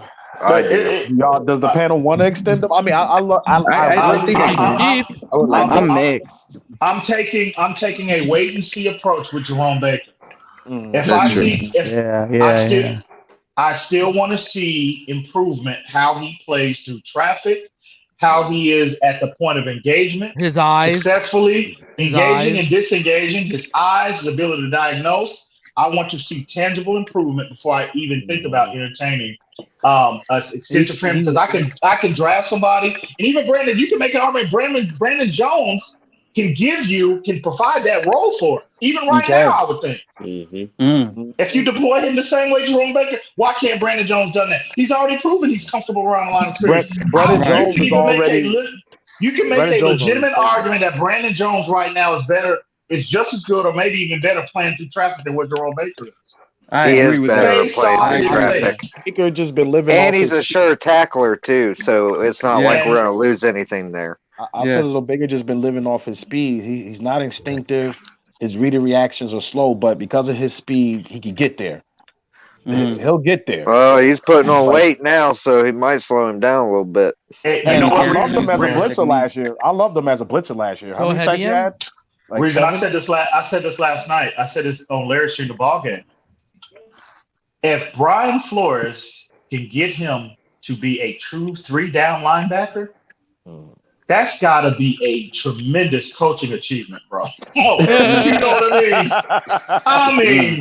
I have if he's able to complete Jerome Baker's game, considering what he was to what he is now, I tell you, I have no doubt in this man's ability in developing that position. I tell you, that's got to be a tremendous coaching achievement. Look at Van Ginkel. Van Ginkel as well. I mean, year 1 to year 2 is astounding. All these players. Well, that's because he was injured most of the games. So look at a lot of players that were at Agba, different organization. Van Ginkel, 5th round pick. You look at Byron Jones. I thought he even improved. Xavier Howard, Bobby McCain. Look at how he's able to develop these players. Eric Rowe, tight end shutdown. So look at how this man is able to develop and get this kind of production out of these players who were afterthoughts in terms of the league. I'm still shocked. I'm still shocked that Bobby McCain is the safety we were the ones telling everyone Raekwon Davis is the move. Everyone, so many people hated that move. We've had people come up here after the draft. They hated the move, and look what you saw the fist pump, and look what he did with him. Right. Yeah. Absolutely. I feel as though people like that don't understand the scheme. And these are people with platforms that hated that pick. So they don't understand the scheme that we run and what type of guys we like. And that's what if you go back to our show, me and Reason and Ball Game included, that's why we kept highlighting scheme. It's all about scheme with this. Educate yourself on the scheme, because you take a more realistic approach in terms of your evaluation. Exactly. Coaches, they have a scheme, they have technique, they have requirements within that scheme relative to every position, and they generally do not deviate from that, especially when you talk about picking higher in a draft. Now, if you want to take a developmental guy later in the draft and take a project, that's fine, but they do not deviate from that formula, especially when you talk about investing big money in free agency as well as picking high in the draft. They do not do that. Hey, EM, you got one job right now. Speak Fournette into existence. With your track record, I trust you. Especially after what I read this morning, where the teams that are interested is New England and Seattle. Damn. I looked this morning too. I don't want to see him in New England, bro. I really don't. I don't want to see they got that money. So between Reason's track record with the draft and your track record with free agents and trade, we're good. Speak Fournette into existence. But I'm not going front though. The reason why we're linked to James Conner, I believe, is because we still have a strong interest in seeing Myles Gaskin on the field a lot frequently as far as situational football. And James Conner, coming from Pittsburgh, he's used to that rotational role when it comes to sharing the backfield with Benny Snell and Even sometimes Samuel, who's like a flex back that can receive as well. I think that's what the Miami Dolphins are thinking when they're saying let's try out a James Conner, because he's used to doing that rotational role. Obviously, we're looking for an alpha back, which is like a Fournette, Aaron Jones, Najee Harris in the draft.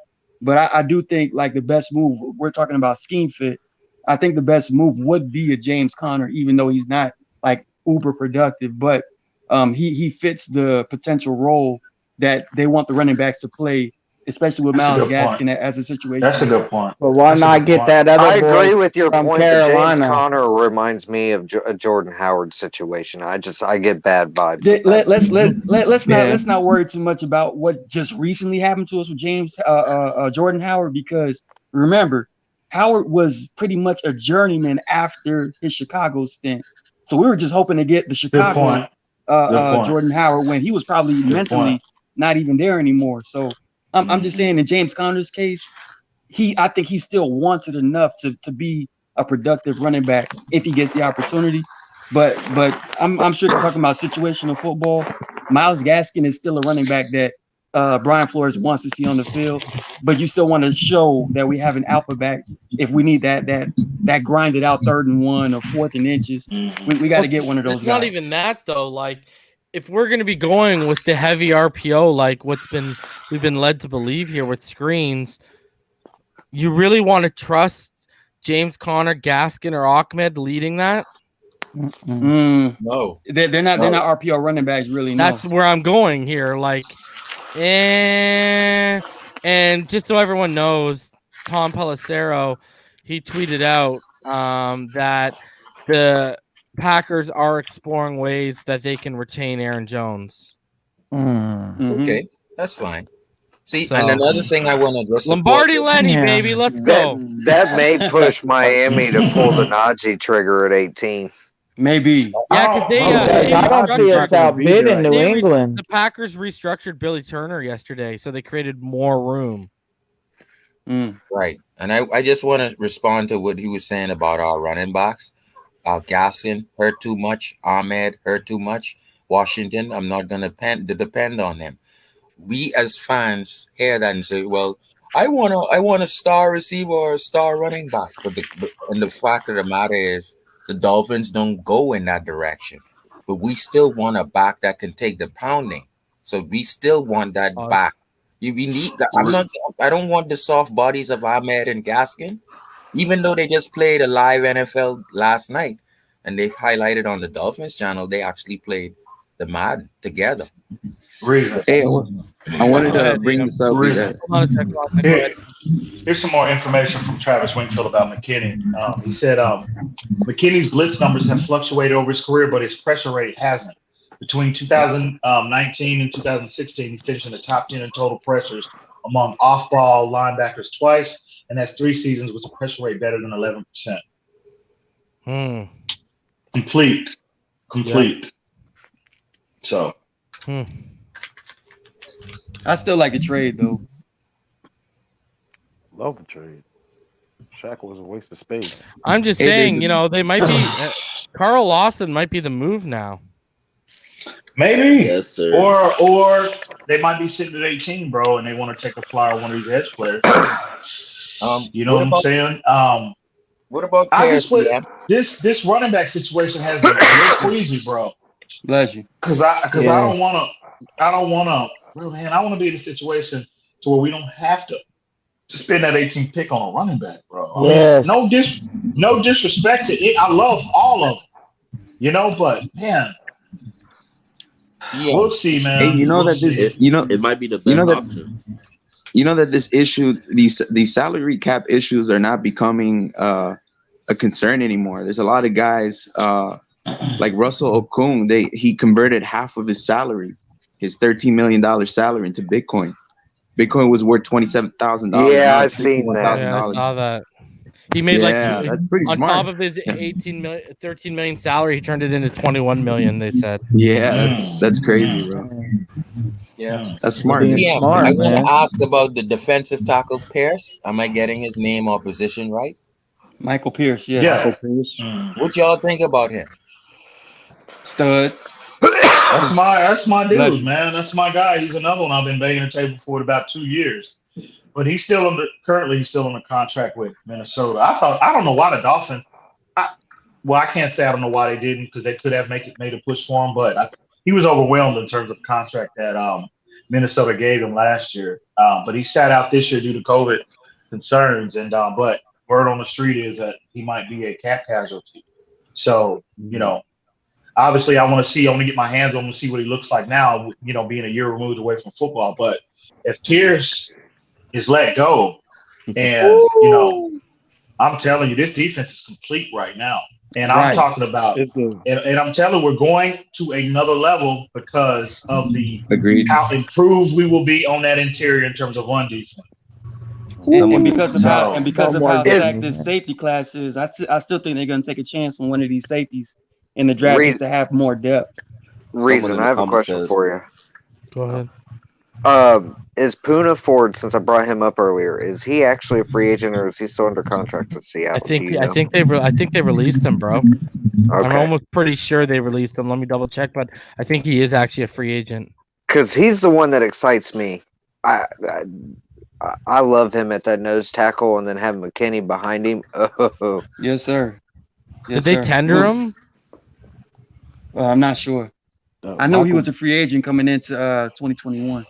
Malcolm Brown does that for I think me. he was it looks like he was an RFA.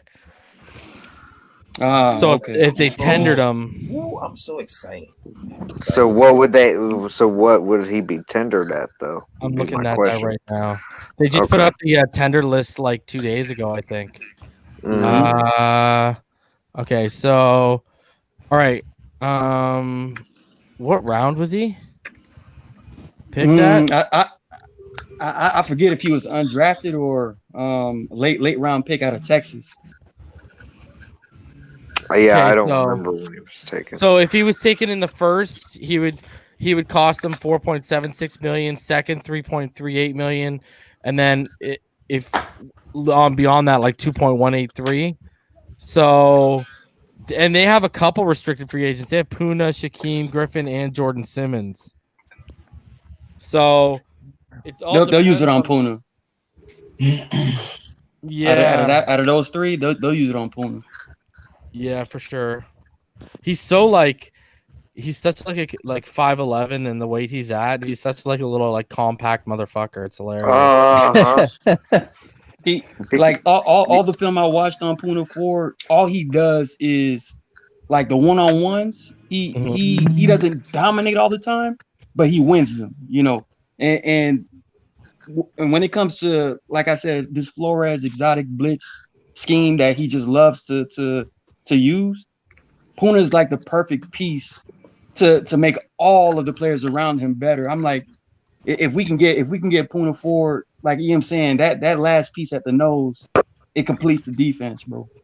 I'm just afraid it's going to cost too much. He'll cost from what it's likely. They're basically saying he'll get a second round tender. Ooh. So he'll cost you a second round pick, or they have to pay him $3.384 million. Do you want to bet that high? Now is it a second pick this year, or can it be a next year's second pick? That I do not know. Because if it could be a next year's second pick, I might be willing to bend on that. But it's a pretty you got Lem McNeil from South Carolina, you got Tyler Shelvin, you got Slayton, you got my boy from Oregon, Jordan Scott. There's a lot of good guys. Do you think McNeil was going to be available? He might cost you a second and third round pick. Well, do you think he's more talented than Ford? Yeah, because the thing with Lem McNeil is he's a better pass rusher. Right. Okay. I agree with that. If we got a Lem McNeil, we would go from looking for a 2 down guy to you'd probably keep a Lem on for all 3 downs. Yes. And push Raekwon Davis to permanently to the flank. Yes. And he'll eat from there too. Yeah. What were we gonna say, EM? Sorry. I was gonna say where's ball game? I saw him in the comments. I would like to hear. I'd like to his hear birthday today, bro. Happy birthday, ball game! Happy birthday, ball game! Happy birthday, ball game! OGBG. I sent him the link. OG triple, OG triple, OG triple. 9-time OG now. Oh, man. Shout out Hey, to you, fellas. ball game, man. Hope you enjoy your day, man. For real. Yeah, Who's that, if you're in Liam? the comments and you're trying to join, Talofa. let me know, bro, because I'll get rid of someone for you. Because we were just talking about this. Just talking about the scenario last night on Ballgame. I mean, on Larry Street. Just last night, Bro, after I hit you up, I hit him up, and he just responded with, "Yes." Yeah. All right, fellas, I'm out, man. Y'all have a great day, fellas. You too, brother. All right, bro. Be good, bro. Be Take good. care. Be good. All right, man.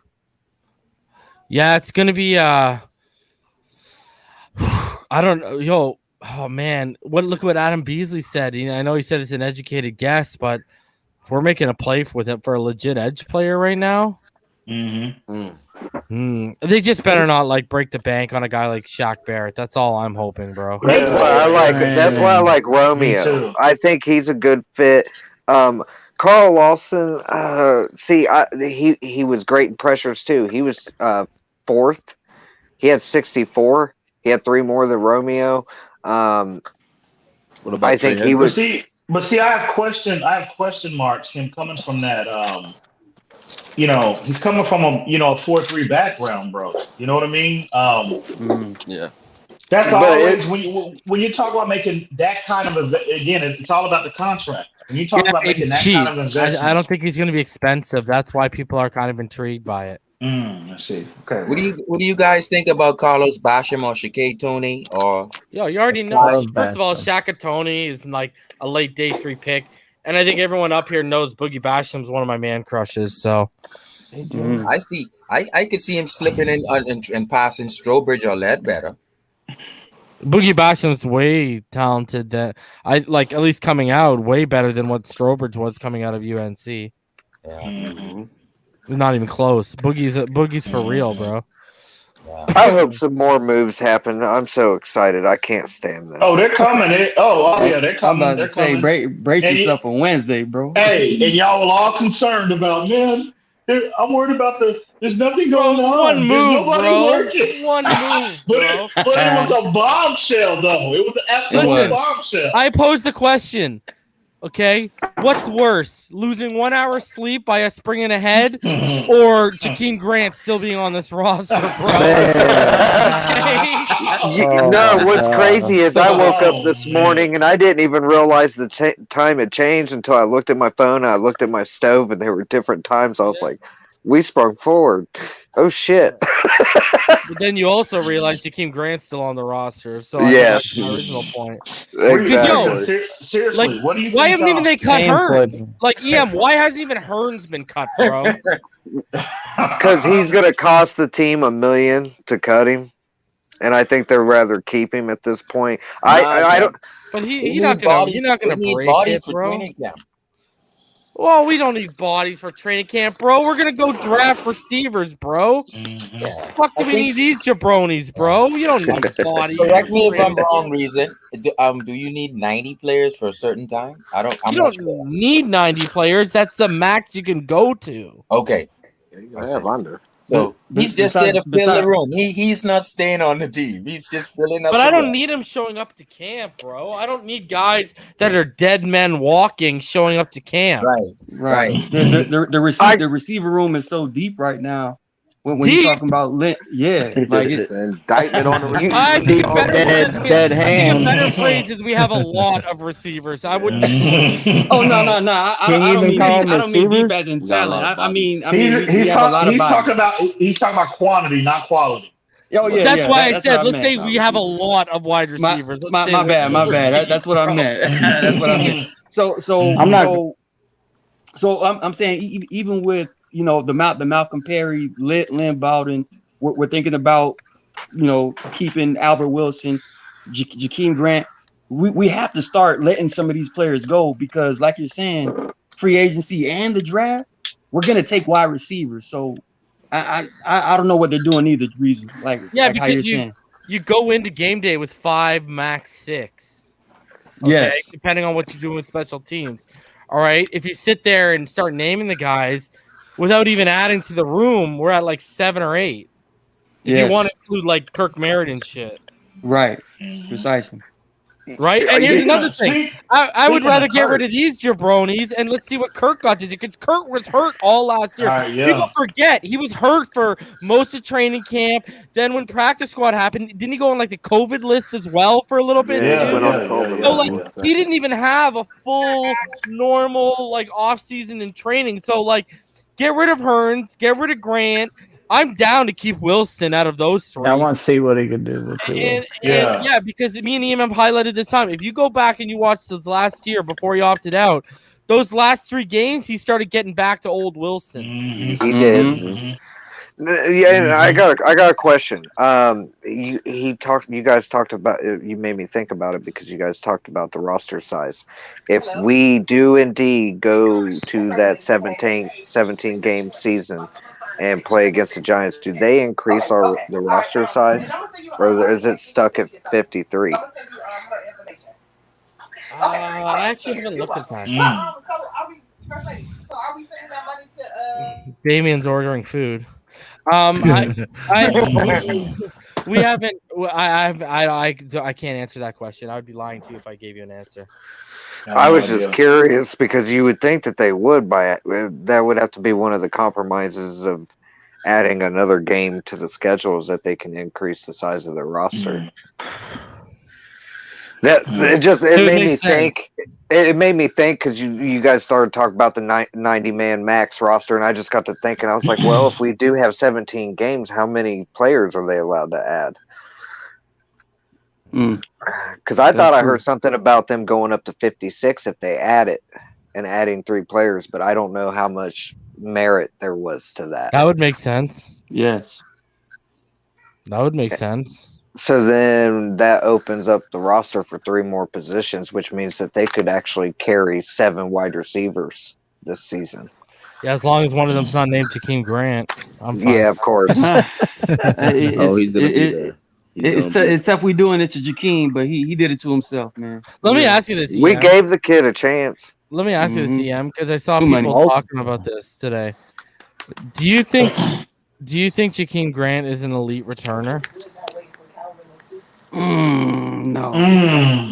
I believe he's above average. Yeah, if you have to pause, no, he's not. Yeah, you know Devin Hester being the standard of elite is Jakeem Grant. Devin Hester, absolutely not. And I'll go directly to the reason, guys. Devin Hester's like generational at the position. Honestly, Ted Ginn gave us what Jakeem Grant did at that position. Oh boy, he gave us back-to-back returns against the Jets. Remember, he won that game. I remember that. Yeah, I don't remember what year, but Ginn ran back-to-back touchdown returns. It was the division. I think it was that Favre. Yeah, Favre was with the Jets. It was that game on prime time Sunday. And Jakeem's never done that. Yeah, I kind of got to go off.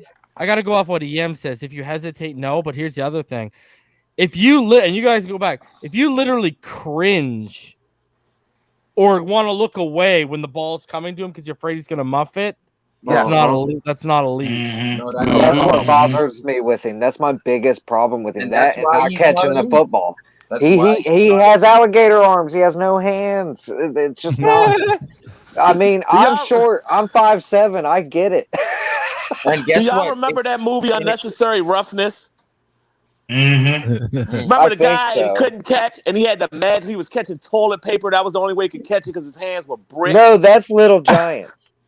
No, that was Unnecessary Roughness with the guy from Quantum Leap, and that's where the term came. Fumble Rooski, fumble. It was a movie back in like '92. That was Little Giants. There was two. They both. Little Giants was like that, and Okay. Unnecessary Roughness was first. Then Little Giants with Rick Moranis and O'Neal. Yeah. Mm-hmm. I didn't even see that. Yeah. Look at this guy, Damien, out of nowhere after he ordered his chicken sandwich. Yeah,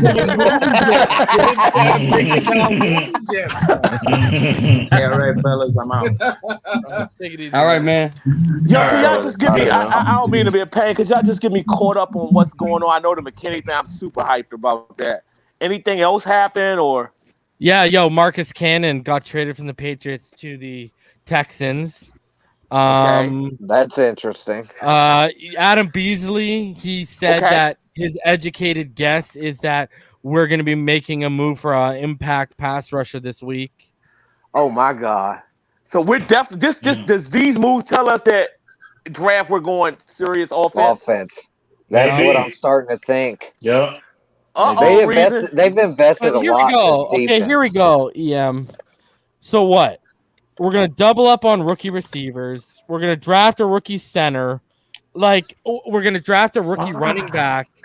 So what? We're gonna spend all this money, have vets on defense, have it where it needs to be, and then hope on second-year guys on the offensive line, a second-year quarterback who's gonna have his first year of his football body back, a rookie running back, rookie receivers, and our only vets are Preston Williams and Devontae Parker and Mike Gesicki. That's not Can't stay healthy. That's kind of a recipe for a learning curve. Yeah. Because if they do that, in my opinion, if they do that, they're not looking at winning a Super Bowl this year. Agreed. It's going to be a repeat last year. They're going to be looking at They're going to be looking at next year. I had this question to Reason last week. Let's say we take out 11 to 14 million for the rookies. Now you only have like 20 to 23 million left. What do you do? Who is your biggest need? Because you only have one or two needs. Lindsley. I'm taking Lindsley. Yeah. I don't care. I don't care if he costs $12 million or not at this point. I need a vet on that offensive line, bro. Yeah. It's Lindsley or we get a right tackle that with experience. It's one of the two. You know what scares me? It's going to be Lindsley or Andrews. Yeah. No, man. I have a gut feeling they're going to sign. It's going to be Andrews. Relationship. He's got a relationship with Flores. That's the thing. Yeah, but so did Ted Karras, and you see what happened with Ted, man. Exactly. I don't like these Patriot retreads. Well, haven't you guys seen the Miami Herald? Like Barry Jackson and a couple other people have put it, not from the Miami Herald, but South Florida media, have put it out. We've been hearing it that they're interested in re-signing Karras. They just haven't talked numbers. Oh my goodness! And my thing I think Karras will be the fallback plan if they don't, if Lindsley is too much out of their price range, or David Andrews is. My problem with David Andrews is David Andrews had that serious health condition 2 years ago. Then he got hurt, and he got hurt this past year. I agree. And I heard he wants to get paid. I heard he ain't going to be cheap. Really? Really? I'd rather spend the money for Lindsley. Give Lindsley $12 million. I'm telling you, it's going to pay off because then you can go ahead and maybe invest a little bit more into rookies at other positions. Let's say you cut Hearns and cut Grant. That's $8 million. Let's say you cut somebody else, Fedulum and whoever else. That's you create $10 million. You still what? You had. After you get Lindsley, now you only have like 18, 17 more million. Yeah, that's why you restructure Byron Jones and it opens up 9.75. And you extend Ogba. Yeah, if you extend Ogba, and guarantee more money to X, you can actually spread out your money more and create more capital. Yeah, because they can do what a lot of teams are doing now. Like they're just giving those as signing bonuses, like what the Jets done. I mean, the Bears did, like with Khalil Mack and some other guy, how they spread it out the money. Am I right reasoning him like it was Khalil and someone else, and they created like six oversized. That's what we should do with that. Exactly. That Miami can make whatever moves they want because what they're going to do is they're going to use the cap for next year because next year the cap's going to go up, or at least it's supposed to. They're talking like it goes up to like 210, 215 next year. The smart thing to do is spread out the money for guys you know that are going to be here for basically. Yeah, I don't think Byron's going anywhere, bro. Spread it out. Because I'd be surprised if Ogba did. I have a question. I don't want to lose Ogba, man. No. Yeah, why would you put? Especially if we ain't got his replacement, bro. I don't know why they haven't extended him already. That's my problem. I'm afraid that he's in a 2-year deal. Go. Go ahead. I mean, arguably, Dexter Xavier Howard's the best player on his defense. No, Ogba's a foundational piece. They're gonna extend him. I hope so, bro. Because we're going into you got to get it done now, EM, because this is his last year. You're playing with fire, bro. I would agree. This guy goes out. He had 9 last year. He goes out. He had 9 last year. He's also top 5, top 6 in pressures from defensive ends. If he goes out and has a repeat, and see, that's another reason. That's another reason. No pun. No pun intended. No, that's another reason why, if you're going to make that investment in him, that big of an investment, and again, he's already proven he's a top 5 guy in terms of pressures. Don't you want to put him in a more situation to where he can impact the passer on first and second downs as opposed to thirds? Bro, listen, and that's you why, nailed it. And that's why when hold on, Sharif, Devontae Parker get his contract, Sharif, I'm like talking. a graduation. Bro, literally, I'm talking, dude. Like, this guy tries to talk over me on my own platform. What's going on? Sorry, here? I'm breaking up. That's great. Yo, it's exactly what you said earlier, EM. In terms of with Ogba, when we did our depth chart show, me and you had like stone face, like shock looks on our faces. We're like, why did they got him kicked in? Stand this mother up, bro. What are we doing here? Play to his strength. The guy's got such great bend. He's got that rare combination of power and athleticism that you don't find in many players. Exactly. Utilize it, bro. Exactly. And reason you brought up his pressures, and the thing is if you look back at the tape, I'm pretty sure he's responsible for 3 to 4 of those interceptions of X's because of those pressures. He's created turnovers in multiple aspects.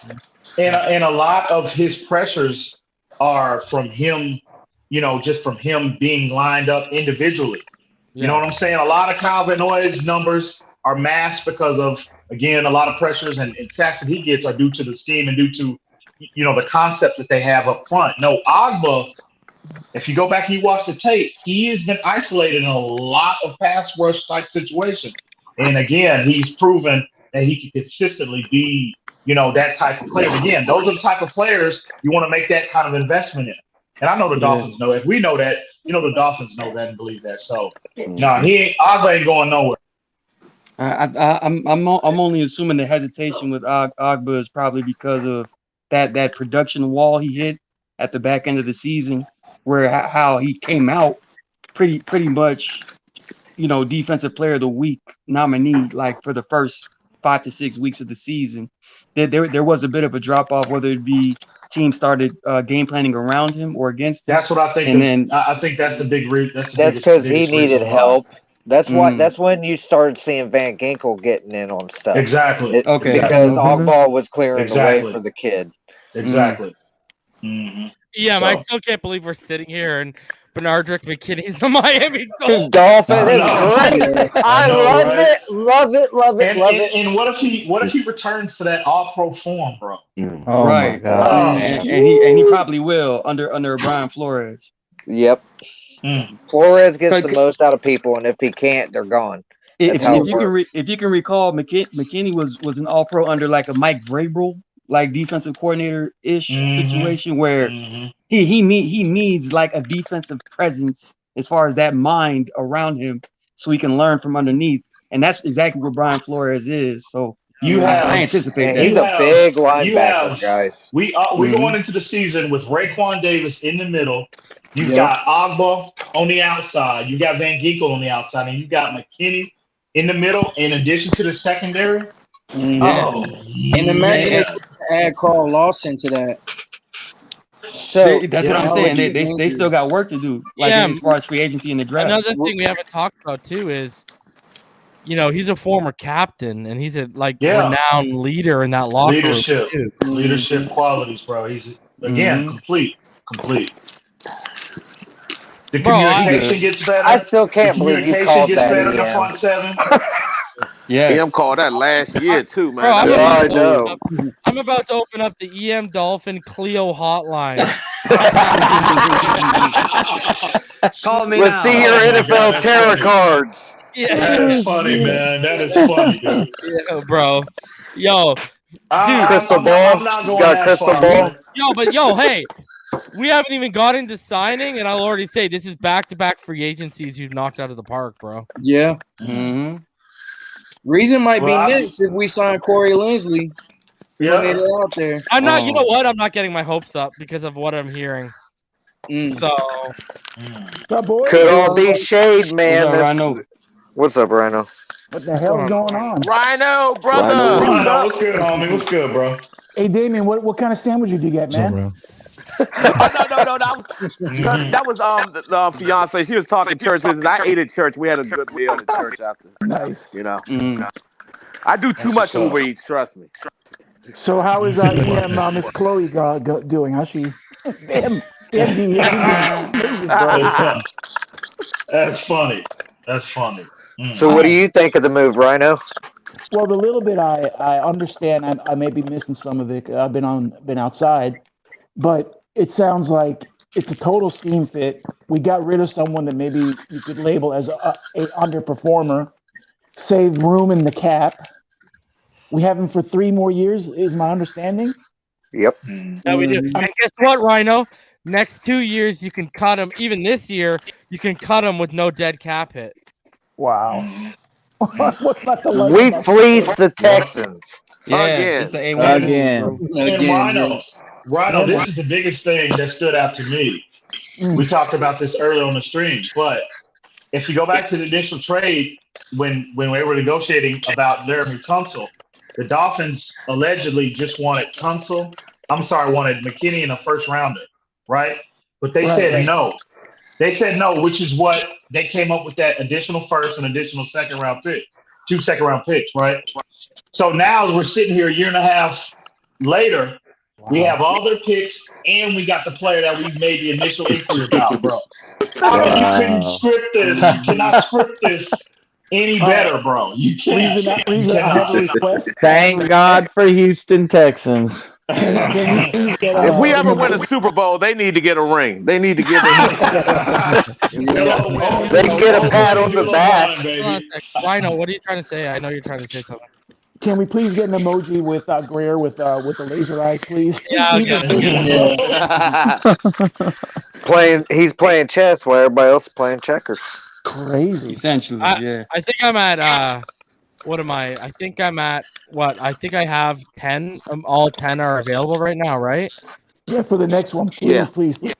I'll tell you right now. I think I need a certain amount of members to unlock the next one. Probably the 5K. All right, let's get those memberships up, guys. So this guy, so they want the. Oh man, you guys are gonna go me broke. It cost me $5 each emoji. Jesus. I think. Go ahead.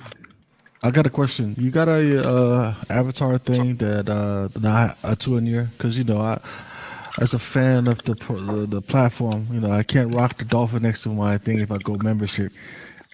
No, we're all Dolphins, bro.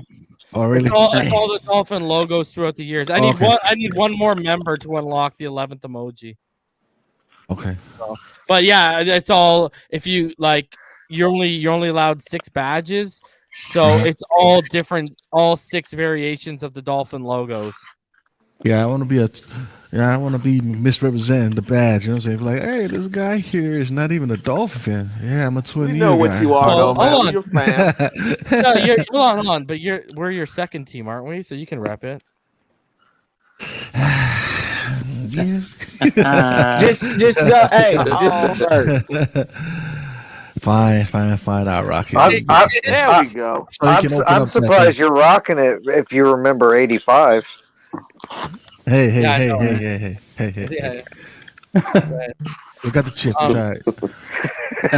Yeah. That you did. You guys got what mattered that year. That is. Yeah, so hopefully we get something good. I'm kind of a little bit hopeful. Since they you hoping for Russell Wilson? I'd rather go young, but Russell will do us justice. Russell is an elite. What do you think about the fact that he'll be going from one shitty offensive line to another shitty offensive line, though? Well, Lawson's coming back, so we should be decent. If they can stay healthy, they'll be okay. And the kid from Iowa is not bad if you don't get hurt. Whitmore is not bad. They just need another one to replace Massier. Then they'll be a decent line. But yeah. Yeah. All right. I'm about to hit 2 hours here. I got to go deal with the little one. Let's go through some final thoughts. Z-Man, you got some final thoughts, buddy? Great trade. Can't wait to see what they do in free agency. Hopefully they do sign a big name guy just to help the offense out a little bit more. But other than that, fins up. Russell, your final thoughts? Hopefully this isn't the last trade we have with the Texans. And I'm curious to see what they do. Fins up. This guy. Okay, you know what? Maybe it won't be our last trade. Maybe they'll franchise Will Fuller and we'll trade for him. Damian Dees, let's hear your final thoughts, brother. First of all, great show, man. As always, man. And thank y'all, man, especially you, Reason, and EM for keeping us up on the Dolphins, news, man. Y'all are our go-to guys. I'm glad about this piece with McKinney because, like I said, it saves us having to waste a draft pick on it, and we got a starter who can play at a Pro Bowl level. Hopefully, we can address the defensive tackle in the draft or maybe in free agency and finish the defense off. And hopefully it's not over with. Hopefully we can grab a veteran wide receiver to help the rookies come along the way. And I just, I'm optimistic about the draft, and I'm hoping we get Jones and Lindsley. I'm hoping it's not over with, guys. I'm optimistic. Fins up. Fins up. Martin, your final thoughts. Yeah, Chris Greer strikes again. He knows exactly what Brian Flores wants, and he's just willing and dealing.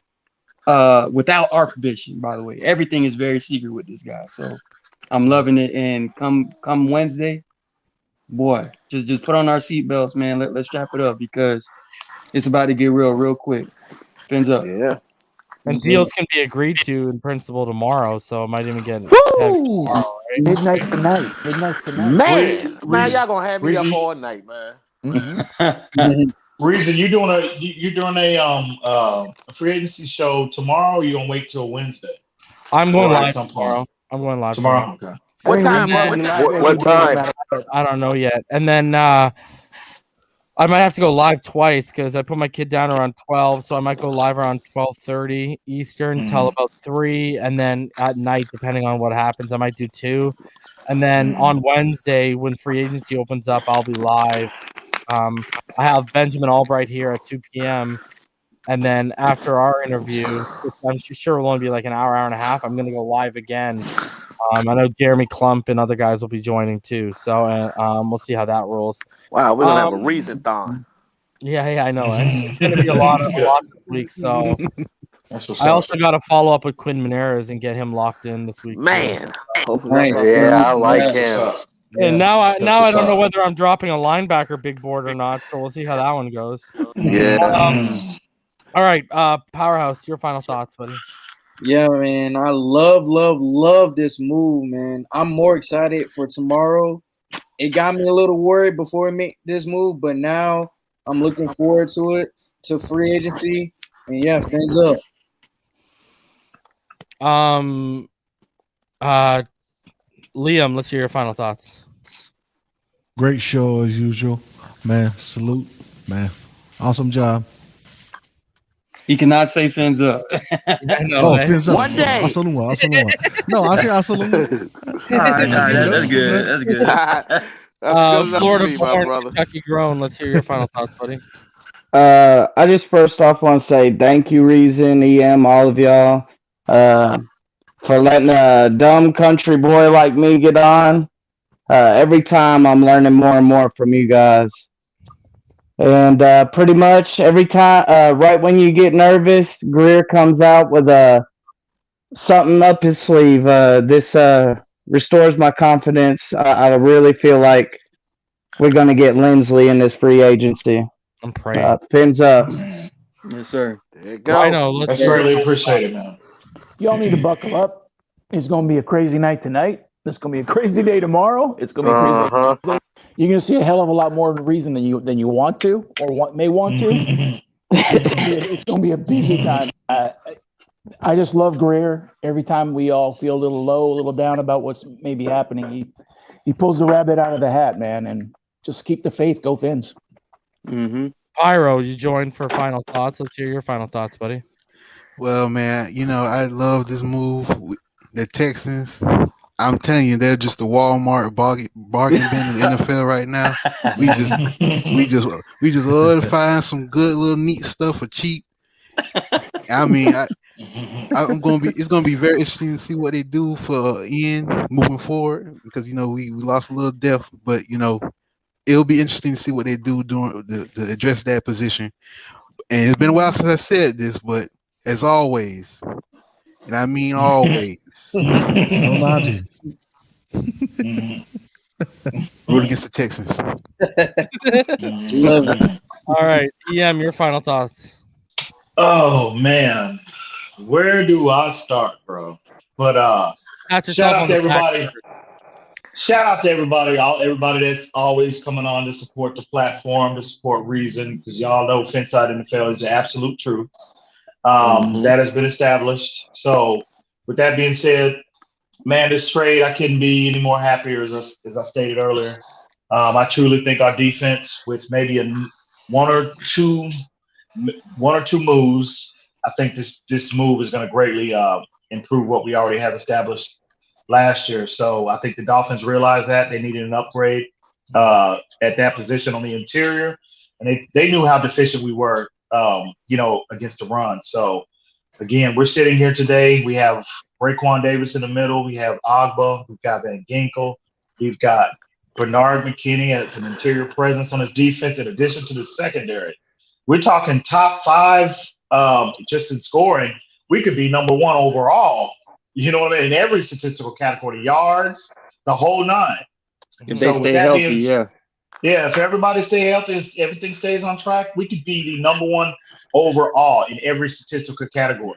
I mean, really, I'm saying that with a straight face. So, again, I couldn't be happier with this move. I've been banging the table since I've been following this kid since he was at Mississippi State, and then obviously in 2015 when he got drafted by the Texans. So he's a player that I have my eye on for a long time. So couldn't be happier. I think we improved overall as a team as we're sitting here. I think more additions are coming. And it's just a good time, the best time to be a Dolphin fan. And whether we stick with Tua and stay the course, big things are coming, or if they go that other route, that other player I'm talking about right now. But big things will come if they choose to go that route as well. So at the end of the day, it's the best time to be a fan and this team. And y'all know what it is all day, every day, baby. Yeah, every day. Since we got our alpha now in the linebacking core, if we can solve that running back and that center issue, all of a sudden, how many wins, Reason? Bro. Real quick, Reason. If we get that running back, and if, say for instance, we go with Lindsley, yeah. How with this addition, and we're not factoring in, we're just talking about now, how the roster looks now. How many wins do you think we get next year? I'm not moving off of. I expect 12 wins this year. With the tough schedule, still 12 wins. I do. EM said it multiple times, and I've echoed his sentiment.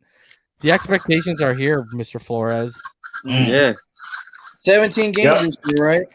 Yeah. Yep. 12-5. Like, I'm not asking for a lot. So let's roll. And you know what? We have yet to see. I still think they're going to add another edge piece, or, well, in this case, a 3-4 outside linebacker, whether in free agency or in the draft. They find that 2-down nose. They solve that center problem. They solve the running back, and they start adding to the wide receiving core and getting rid of some of the jabronis. All of a sudden, this could be I could change my tune from 12 to 14. Just like that. Yeah, it's all about what I'm telling you. This free agency, listen, what's crazy is with all the money we had last year and all the capital we had last year, this free agency and this draft is even more important to get it right. Because now you're getting to a team that is on the cusp of something great. Now you've got all this capital, so there's no excuse of why you can't push them over that ledge into something great. So we'll see how it works out, man. So I you know what? Hell, if you found something on the trade market that upgrades you because you can't outright pay $10 million for someone, but you can swap a salary that relieves that and like Flowers goodbye. You know what I mean? But they can upgrade somewhere else. That's a smart way, man. So absolutely.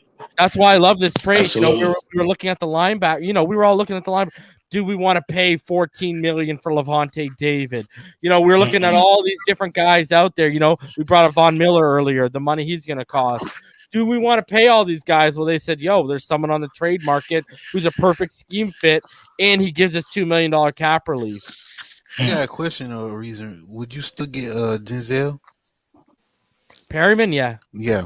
Because like EM said, we still need another guy. Yeah. So, and I would. Oh yeah, I would definitely entertain bringing him in addition to him and McKinney. Oh, bro. Oh, come my over God. come over our middle, and you're gonna be taken out of your cleats, bro. And truthfully, real quick, and if you get 4, bro, oh my God, in the draft, if you get Paris 4, Jesus, that's another one. I think we can still entertain, like you said, Denzel at linebacker, because the way Jerome Baker was used as a pass rusher, I can easily see him replacing Van Noy, you know, from what he used to do. If we're really talking about bringing in another linebacker, we can place Jerome back at that, you know, edge stand up. He can't set it, guy. though. That's the problem. He can't set the edge with a goddamn. Yeah. Okay. You do not want to see Jerome Baker in an edge role in a 34 defense. Don't start him. You do no. You'll be having nightmares. Wilkinson. Wilkins? Oh, Wilkins. I'm sorry. I'm so sorry. Christian Wilkins. Yeah. Okay. Yeah, Wilkins. So we'll see how it goes, man. Like I think EM's right. The time is now. Stand Ogba up. We said it last year. Now there's no excuse, man. So play him to his strengths. Yeah, I agree. All right, guys. So you go ahead.